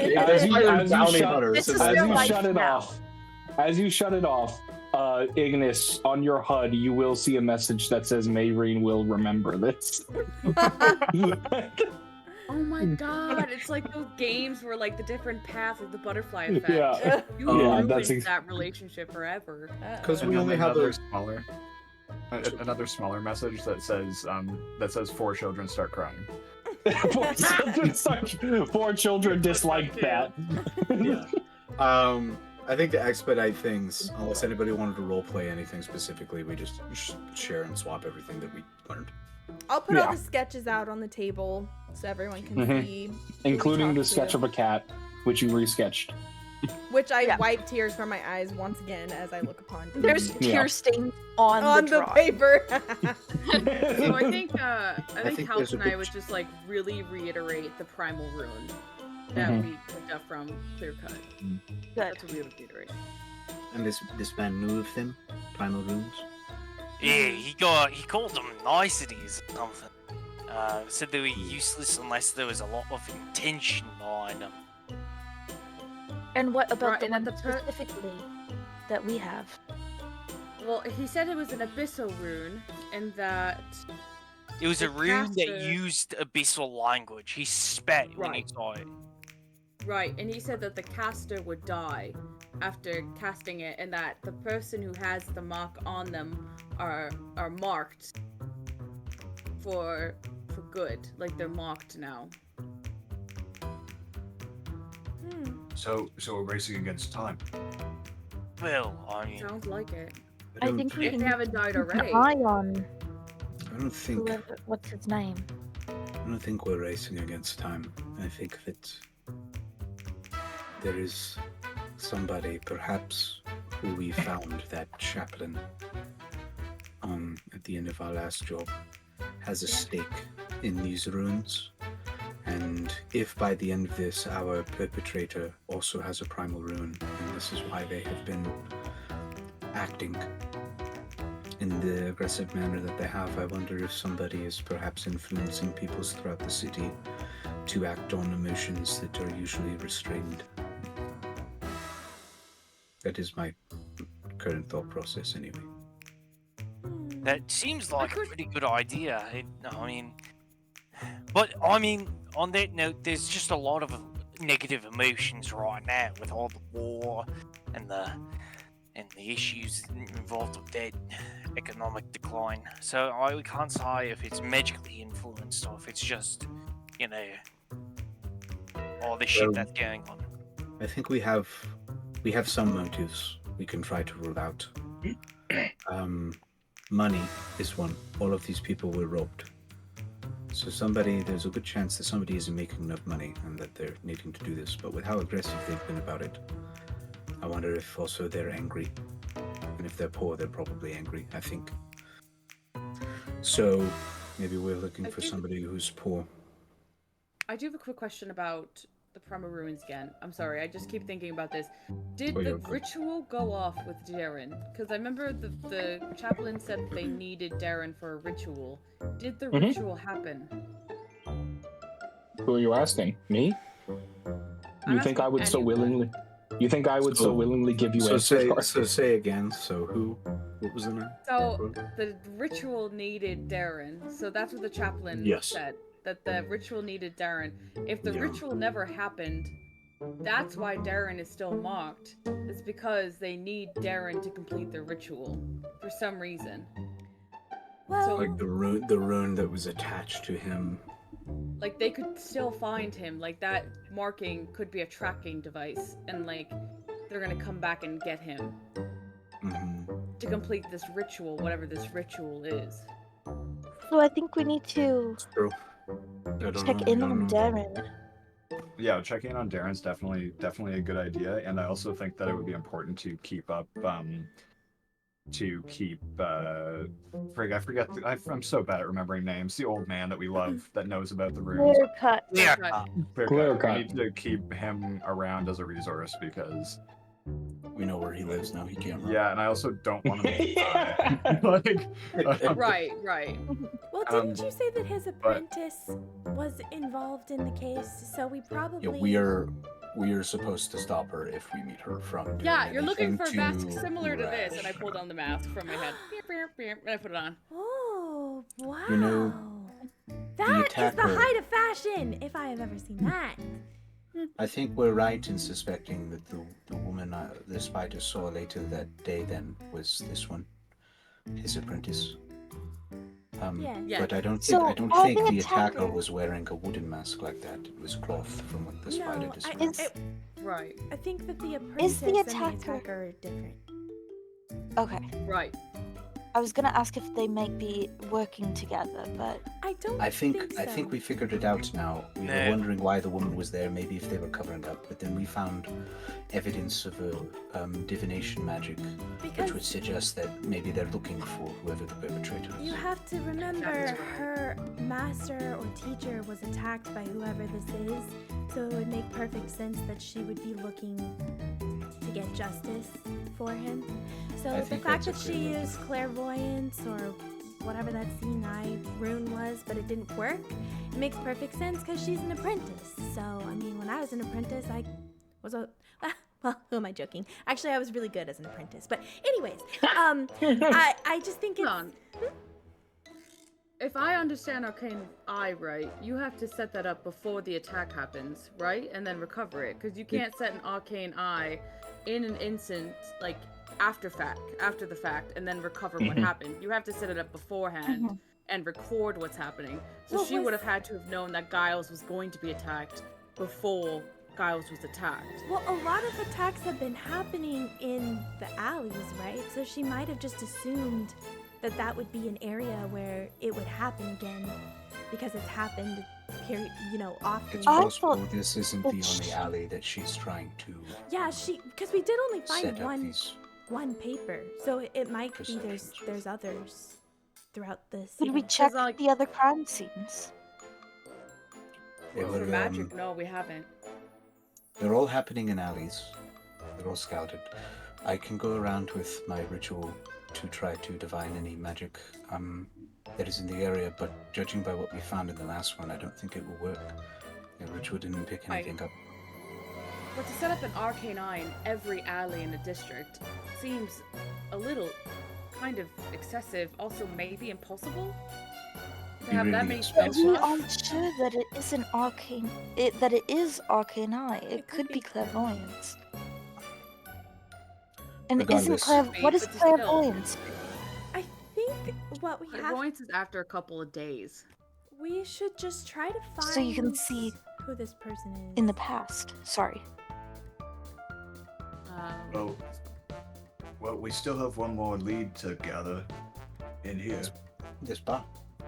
Yes. I don't know how Skyler feels because I was entirely too busy and I never really paid attention. But Skyler, did you feel like I kind of got the essence that anybody at Giles' work, even though he thinks someone there might be involved, I don't really know if anybody actually is. I think that they're all just hardworking individuals. What did you think? Yeah, I didn't get the feeling other than Lady that there was any ill will towards Giles. From what you described, Lady mentioned that she had been in a war beforehand. Clearcut mentioned that he knew the strike of steel when he had it like a mace. Lady is of the size, seemingly capable from prior combat experience, and angry at Giles enough to have the motive. It seems that she would be at the very least, capable of this. Yes, but that doesn't make something she would want to do. But that explains Giles. But how does this explain the other 5 people? Well, even with Giles, I think you're don't right. know if it's because she left with a witness, like someone else with her, and everybody knows that they get into tiffs. So I feel like it would be a little too odd. You know what I mean? Like it would be like she doesn't hide that she doesn't like him or that they don't get along. So I feel like... I do think we're looking for someone else we don't know. Now, one possible way to find out would probably be to break into Lyndie's home. Look around at her possessions to see if maybe she was lying about her capability with magic. Any evidence that we could find of anyone we talked to today lying would go a long way, I think, towards the investigation. But before we consider that, we should explore everything. And I think we should talk to Gemma here. Was it Gemma or Gemina? Jamella. Jamella, thank you. I think we should talk who is an Jamella alehouse here. maid here. She's an alehouse maid. And also the barkeep to see if anybody else has been angry. Calx, is Nick here? Oh, Yeah, I'm speaking here. of, I wanted to do a sweep. I'm going to go talk to the owner. I want to start casting rituals and sweep the area and see if maybe there are things in the area that we can find. So I will go What do do that. you think, Calx? About... I think All of I think that it's pretty accurate to say that I don't think we've actually met the perpetrator yet. I think Lyndsie does fit like kind of being the apprentice of Clearcut. A little bit. Probably the most out of anyone we've seen yet. If we want to go look into that a little bit, that might be a good idea. Mm-hmm. Because, I don't know, she was investigating... The apprentice was investigating the area with divination magic. If we assume that they did not know about the attack beforehand, then that would mean that the spell they were trying to cast was clairvoyance, and that they would have learned something about the attack during that kind of spell cast. Maybe that could be helpful in tracking down this individual. What would be the purpose of the attacker setting up clairvoyance for themselves? Like Arcane eye for themselves? Or I mean, whatever like why would the attacker need to have any sort of spell to know about their next, like just to watch for the victim? Is that what we're... well, I would assume less to watch for the victims and more to watch for anyone on top of the victims. Try and find like specifically solitary individuals that they can attack and roll. Do those spells require concentration to maintain? Arcane Eye does. Hold on, I can. So would that... I'm pretty sure clairvoyance does. I don't think I used it all that much as... Clairvoyance does too. So would that be viable for them to try to maintain concentration on a spell while also performing an elaborate attack? No, I mean, Lyra does it sometimes, I think. I do it sometimes in combat, where I keep concentration on a spell while I'm fighting. How far It's is not... How far is the range of these spells? Would I know that as a wizard? Give me them answers, babes. I gotta know. Arcana check. Arcana check. You really put me on the spot. You would know exactly how far because you're a learned person. Clairvoyance is up to 1 mile. Holy one crap. biggie me. Okay. So it's possible she was. It's possible she was looking. Would I also? Could I debunk that of knowing that like? Can you maintain a concentration spell while being at a greater distance and attacking something? Yeah. I mean, you've done it yourself. Concentration, is like it is demanding, but you can still act and move and attack and think. What about for someone that's inexperienced because the spell didn't work? Someone who's inexperienced maybe might have some trouble, but it's totally viable that somebody would cast clairvoyance and maintain concentration on it while fighting. Okay, I'm stumped. I don't know. I'm just worried about Daisy the cat. Thanks to the chat. Ask another question to you all about this case. Anytime, babes. What do all of these victims have in common? Because right now, it just seems like they're random attacks. Oh, half of them frequented this bar, but I think that's the same of anybody in the district. I think our perpetrator is waiting in alleys at night and attacking who they can. Do we think For that what? the robbery For what purpose? is like the robbery is secondary? Right now, being robbed. Is that the main purpose? What was that, though? Sable? Well, I'm just wondering if the robbery is the main reason for the attack, or if it's like a cover up of like, oh, this is more malicious, but like, oh, I'll steal some stuff. I don't think we'll know until we find the person. Is that why we were sent on the case in the first place, though? Or was it purely to be as, like, a robbery? We're sent to... I mean, we were sent here because somebody is beating and stealing money from these people, and we're supposed to find that person. Other than that, we don't know what they're doing or why. Sorry, we do know what they're doing. We don't know why they're doing it. And I don't think we'll know until we find the person and get answers out of them, or we discover their belongings and possessions like we did with Darwin. Was his name Darwin? Darren. Man, Darren, you suck with names. Close. I get close every time, though, right? You get closer every time. It's funny, though. Closer every time. But yeah, it's like I have a name within the vowel. But anyway, when we went into Darren's home and found evidence of what he was doing and why, and the letters he was writing to his deceased wife. Unless we find something like that, I don't think the motive will be clear. We just know what they're doing.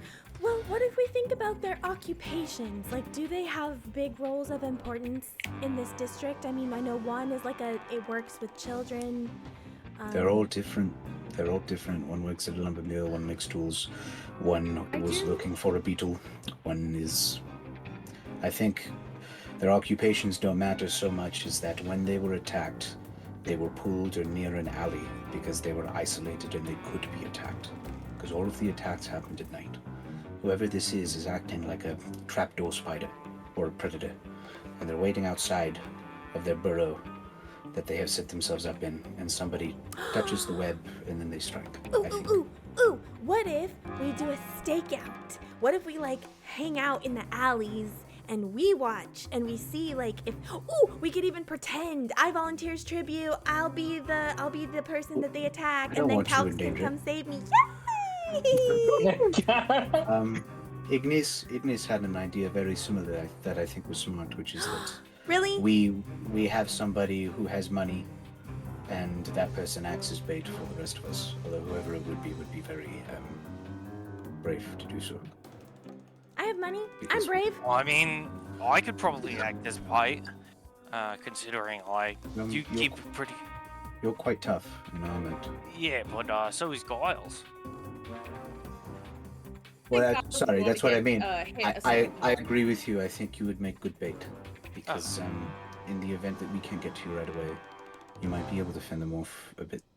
Yeah, I just have to take off the armor, probably get a little drunk, like we did in that little sting operation, Lyra. Assuming it's indiscriminate, then I think this could work. That sounds fine.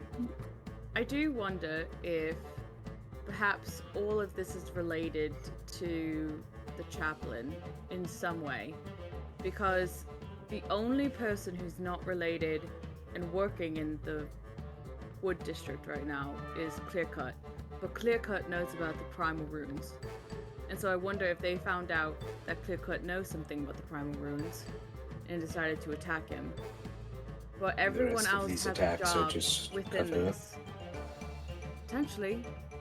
And I wonder if someone is hiring out people at this tavern that we're in, and they're attacking prominent people in this area, although that would take out Taliesin. I don't know, it's just a thought. I mean, they have whoever to be the chaplain some way. is, whoever he works with or for, has an agenda, and this is assuming it's connected. I think if we find primal ruins on a perpetrator, that would almost certainly connect it at the very least. Yeah.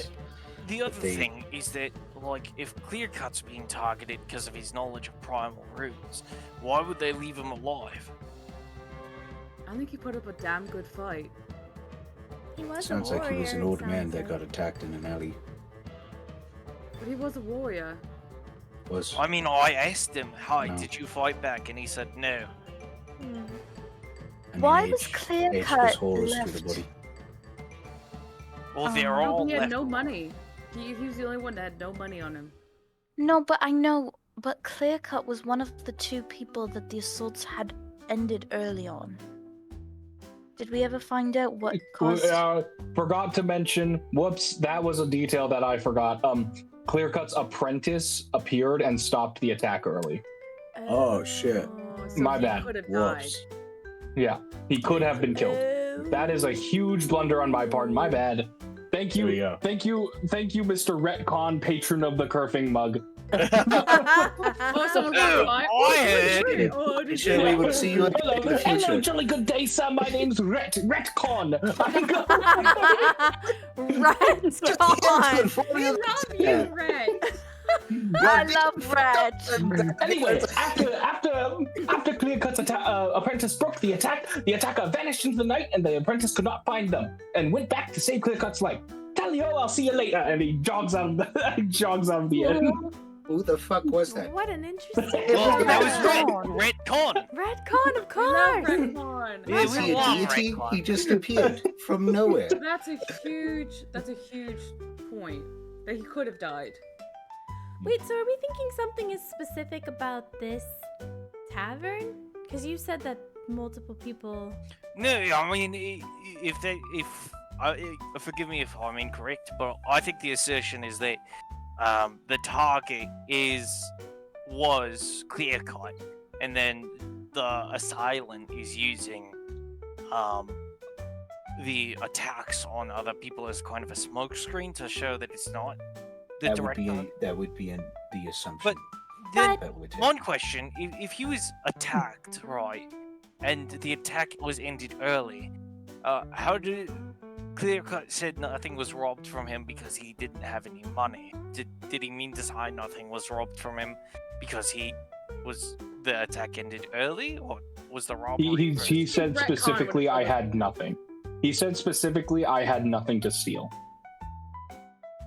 Okay, But let's be. Okay, so but also the timeline. The attack started before Clearcut, right? Towson was, I think, the first one.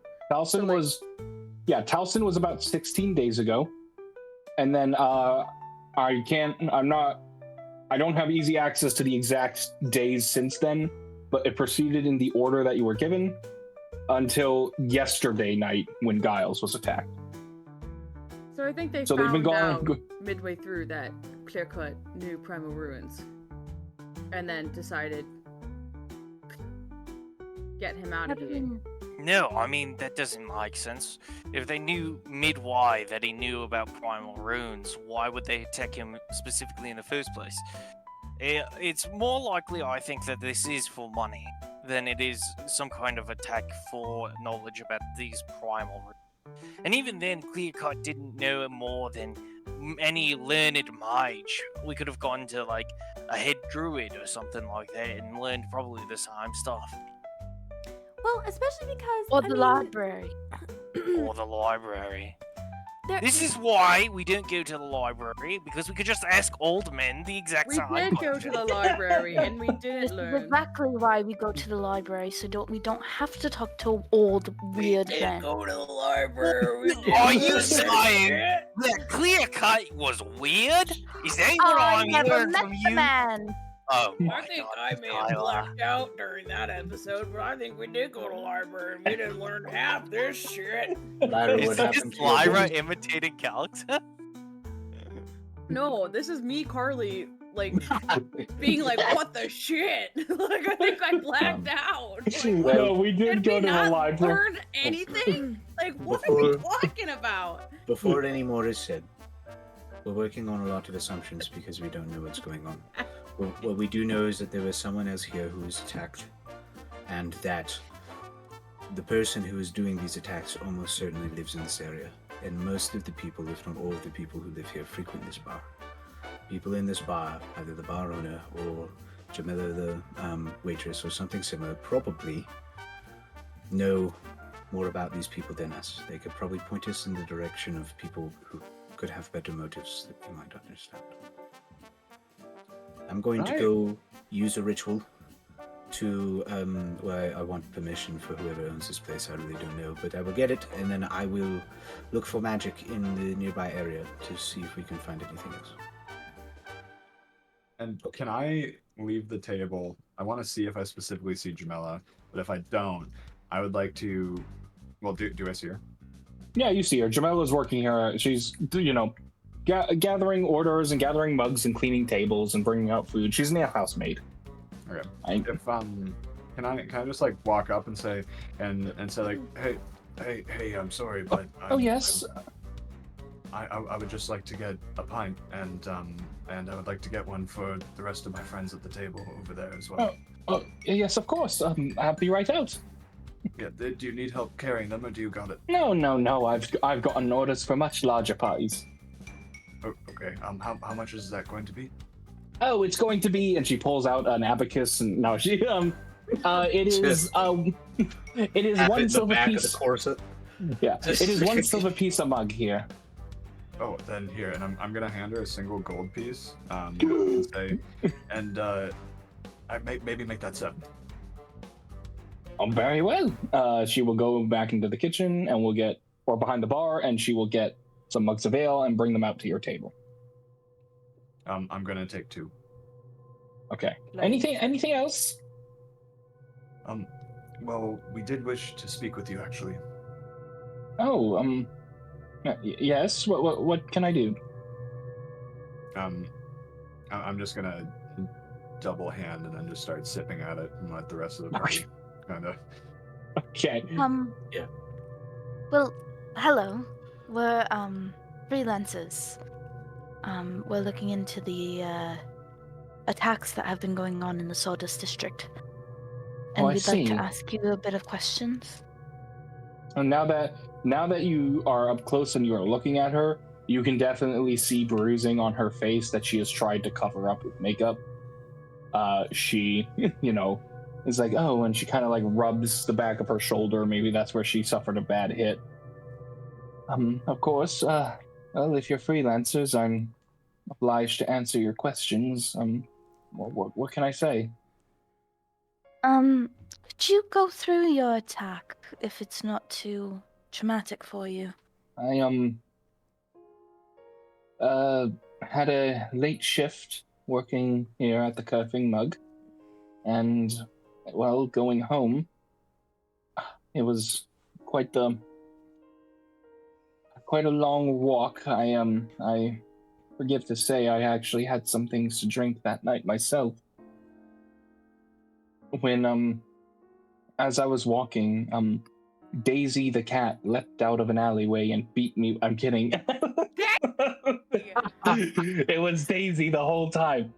A tall man. I couldn't see much about him. Jumped out of an alley, hit me with a very large tool and dragged me into the alley and beat me until I was unconscious. And what time did you leave here? It would have been somewhere near 3 or 4 a.m. Did anyone else know that you were leaving? Of course, my co-workers and my boss. I told them that, finally my shift is done. I got the all clear. And they all knew I was leaving. Was anything, out of the ordinary as you were leaving, on your way home? I was slightly drunk, much to my chagrin, but nothing that I noticed particularly. I'm gonna slam down the first empty one, and then pick up the second one, and then I'm going to say, do the regulars know your schedule? I don't have much of a schedule. It kind of depends on how busy it is that night. But I suppose regulars would know about when I'm leaving, if they're here at least. It's no set schedule, though, really. Did you have anything stolen? And all the coin I was carrying, that night's pay. Stolen from my pocket. Did this attacker say anything, or...? Silent as the grave. Didn't hear anything as he approached. Just started attacking me. Do you know any of the other people who were attacked? No, can't say I do. No one? Why are they hiding their... They're totally hiding their affair. Do you know what... Sorry, is it... Oh, no. What the weapon was that you were... Something big and blunt. And you said this was a tall man? Might have been a woman. I assumed it was a man. I didn't get a good look. Well, the only tall man that I know is Giles, so maybe Giles did it. Could have. Oh, no response. Alright, just call her out, somebody. We know that you're dating Giles. We know that you're dating Giles. Yeah, I want to put the mug down and be like, yeah, you and Giles definitely bumping. and then go back again. Definitely hurricane. There's a freaking tornado going through there. It's a level 3 hurricane. No, I don't know what you mean. Is she lying? Look, Giles has come through here 1 or 2 times, but I'm not in a relationship with him. No, you might not be in a relationship with him officially, but we have. I'm not there to insight anymore. I left. You're sitting right there. Am I? Okay. I said I will make an insight then. He said that he was leaving. To talk to the owner. I was attempting to get up to talk to the owner, but we will say I'm there. Never mind. Get away, you coward. No. Stick to your I have story. inspiration I can use for this, but I have a 0. We are rolling rough, girl. Corey. I'm going you to. know what? It's okay. You can head back now. You can head back now, Quin. Just to roll a 1 yourself. Here it comes. We rolled so bad that Corey had to let somebody else retcon. As you go, jolly good. Retcon again, sir. Head back to the table real quick. Are you a god? Are you I want to join the bad rules. That's not important to you. Get back to the table. I'm so confused. Okay. She is very clearly defensive. She is very clearly lipstick and like very much. My Valentino white bag. Excuse me, Jamila. It's very clear that you're lying. I can tell. No. Look, if you're going to continue with baseless accusations instead of trying to solve the case, I'm quite sure I have nothing else to tell you. They're not baseless. We have it on good authority that you were seeing this man. And it's bad. It's not a bad thing. It isn't a bad thing, but why would you want to hide it? We believe in love as much of it as anybody, and if you tell us what's really going on, then we can help both you and anyone else involved, including people that you really care about. And I would like to try to persuade her to trust us. Roll persuasion. Roll persuasion. Nice setup, Lyndsie. Man, who I'm just rolling. I'm rolling really bad today. It's awful. It's awful. Can I guidance her? Can I be like, yes. yeah, let's and go outside? What was that, Allison? Oh, nothing. Nick said, who here believes in love? I said, I believe in love. I believe in love. We're just rolling. We're just rolling bad. We're just rolling. She's already been caught in a lie. Yeah, sure. What do you want to say? I just want to say, look, we personally have taken a liking to Giles, and I just don't want anything else to happen to anybody else. We only have the best intentions at heart, and too many people have been hurt. And I want to like put my hand down the table, and then just look at him and say, please, we don't mean you any harm, and we won't tell anybody. Okay. And to give him the help action, I want to go. Okay. And we're big proponents of love here. I mean, and I point over to Sable. I go, and this one won't ever stop talking about drifting. Oh, we just love love. It's true. Okay, I'll give Sable advantage. Give him the persuasion help action. I was gonna have Ignis give Sable advantage. Advantage on. Advantage train. We're all holding hands of help. Yay! I put Sable We love hand on top love. of Ignis's hand.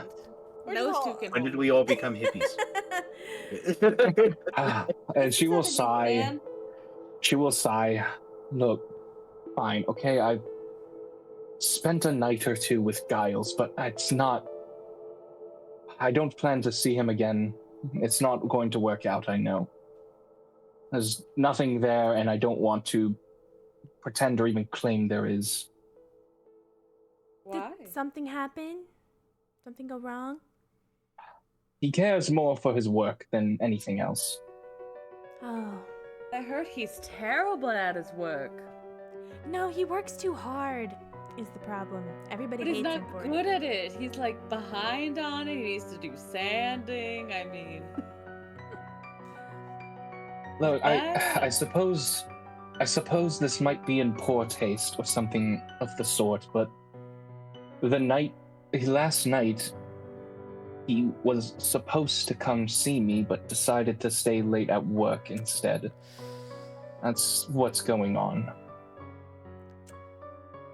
Yeah, that's fair. You go, girl. You stand up for for yourself. Don't So, be look, second fiddle. No, I don't. As of now, and I do feel for him. It's, might be kicking him while he's down. I mean, I've gone through the same thing he did, but I can't keep seeing him, so there's nothing there. Sorry to push you. What was the same thing that he went through that you have? Getting attacked Yeah. by a guy. attacked in by an a alley. Oh. That makes sense. I'm sorry, I just needed to clarify. Is there any reason that you could potentially think of why both you and Giles would be attacked? Is there anything that you might have shared or... None that I can Well, truly think of. I'm a simple alehouse maid. Does he Well, have you a see- lover? What's that? Does he have a? Oh, I'm sorry. Does he have a scorned lover? If he does, that's all the more reason for me to never see him again. Like, did anyone know that you two were going to be hooking up that night? Some people probably saw us. Do you have other admirers? Oh, a couple of the young bucks have said a thing or two. There's no shortage of broad-shouldered men around the Sawdust District. While hearing this, finishing the last few sips of the second pint, I'm just gonna look at it and just. Just inside check. Oh no! Oh, it raises it. I thought that was an insightful eyebrow, not a flirtatious eyebrow. That is roll persuasion. so funny. Roll persuasion. I'm gonna push over my tankard of ale to inspire you as you... I'm using my inspiration. Yay! What a hero! I'm gonna push my ale over to Jamila. She's straight. Unfortunately, she straight just doesn't even notice. She just straight doesn't even notice. Guys, we need to pour every inspiration we have into this roll. Into this roll. True love. Is this a party that believes in love or not? Give me inspiration. I've already used mine. I've already used my inspiration. Hey, you hear from me first. I don't believe in power beliefs, bitch. Who's going to waste inspiration on this? Sorry, I meant use. I don't have any more. Did Lyndsie actually give me inspiration? No, she doesn't have I any already to give. used mine for more information for days. She spent it on Hey, Daisy. Corey, could you give me inspiration for being here at the start of session? I could give you inspiration, Nick. But you weren't here, Nick. And then let me use it immediately on this. But yeah, Nick, I could give you inspiration. Well. And then the silence. Yeah. Okay, what was the last thing we needed to... okay. Could any of them have noticed, you think, and maybe have gotten jealous? Perhaps, maybe that's the reason. Could you give us names? Oh, no one in particular has been pining after me intently to my notice. All right. If they have, it's news to me. All right. So now that we've got Giles out of the way, I mean, not out of the way, but your relationship with Giles is established. Are you sure and certain that you don't know any of the other victims? Of course, some of them will come through the tavern. I'm certain I've given a mug of ale to Talcin or something like that, but I truly don't know them. Has there been anyone recently who's been down on their luck making less money than normal that you can tell? Somebody you haven't seen in some time that maybe you would have seen? No one close to me. Anyone as far as I'm aware... angry when they come in or when they drink? As far as I'm aware, people in the Sawdust District are actually doing quite well right now. Oh, how come? A lot of work coming from the upper cities. Preparations for war, some say. Perfect piano timing. Yeah. Truly, I was like to Italian mob music. Is anyone... If you would come to me this day, the day of my daughter's wedding, no. But, is anyone, maybe when they're drinking, or dissenting the upper city, or loathing them? Oh, you hear a few cries and groans about the people up above every so often. Again, these are things that happen, and to no greater degree today than 2 months ago. All right. Just trying to find motives. We're missing very, very grey. You're missing that Daisy the cat did it. That's what you're missing. She ate them all! I've always suspected felines to be quite evil creatures. Are you the proprietor of this establishment? No. That would be Tyblor over that way. Tyblor. Could I meet Tyblor? Sure. Tyblor! Patron wants to talk to you. Thank you. What are we missing, guys? What are we missing? I don't think we're missing anything. I think we just gotta... I have no idea what's happening. I think we're missing the Calx solo much. operation, where Calx just walks out, bare ass naked. I'm so drunk. That's I do like that idea. Not you being bare ass naked, but I like the idea of us like giving you a hefty purse and kind of just stumbling into alleys. Oh my god, I have so much money and I can't wait to not use it. I can't wait to put all of my money for my future generations. Please, is there anyone out there who could help me carry my giant bags of money? I need a brave, strong hero to help me carry my enormous sums of money. Anyway, we should probably call it, but I will go talk to... Well, real quick, if we get to a point, I'd like to get to a point that we can cliffhanger it really well. So let's keep going. Okay. But there is a cliffhangery point coming. So you head up. You get permission from Tyblor. Lysander, you look at him, go, magic? He goes, and just thumbs up. Well, that was easy, thank you. But yeah, you may cast rituals, detect magic. Just with the Magic knowledge. Throughout the establishment, going around, trying to find maybe evidence just with the knowledge. Yeah, with the knowledge, he has a wand of magic missile that he will use on you if you are disruptive. Okay, gotcha.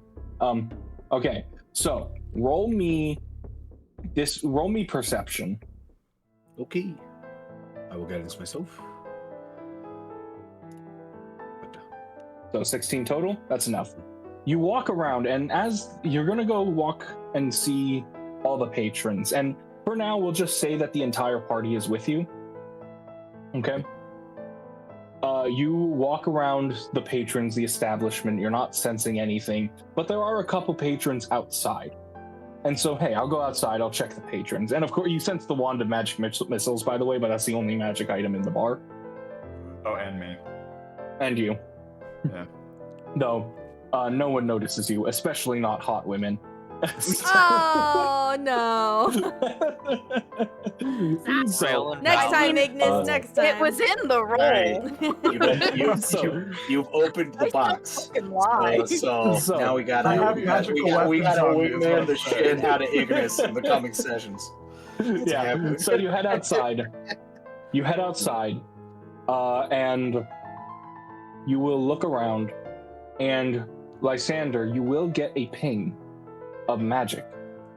Not anywhere here in this area, but you look up in the direction of the ping, and you will sense abjuration magic up that way. And as you look, you will see the form of what appears to be a person dressed in white, like robes, on a rooftop, looking down at you. And as you see her, she will notice that you see her and turn and start running away across the rooftop. I would like to immediately cast web. Okay. We will do that next time. Okay, let's go.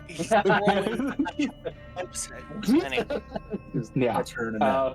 That is where we'll end session. The outro. So thank you everyone for watching. We were Best Umbra, and outros are even harder than intros. No fanfare this time. So Thank you. Goodbye.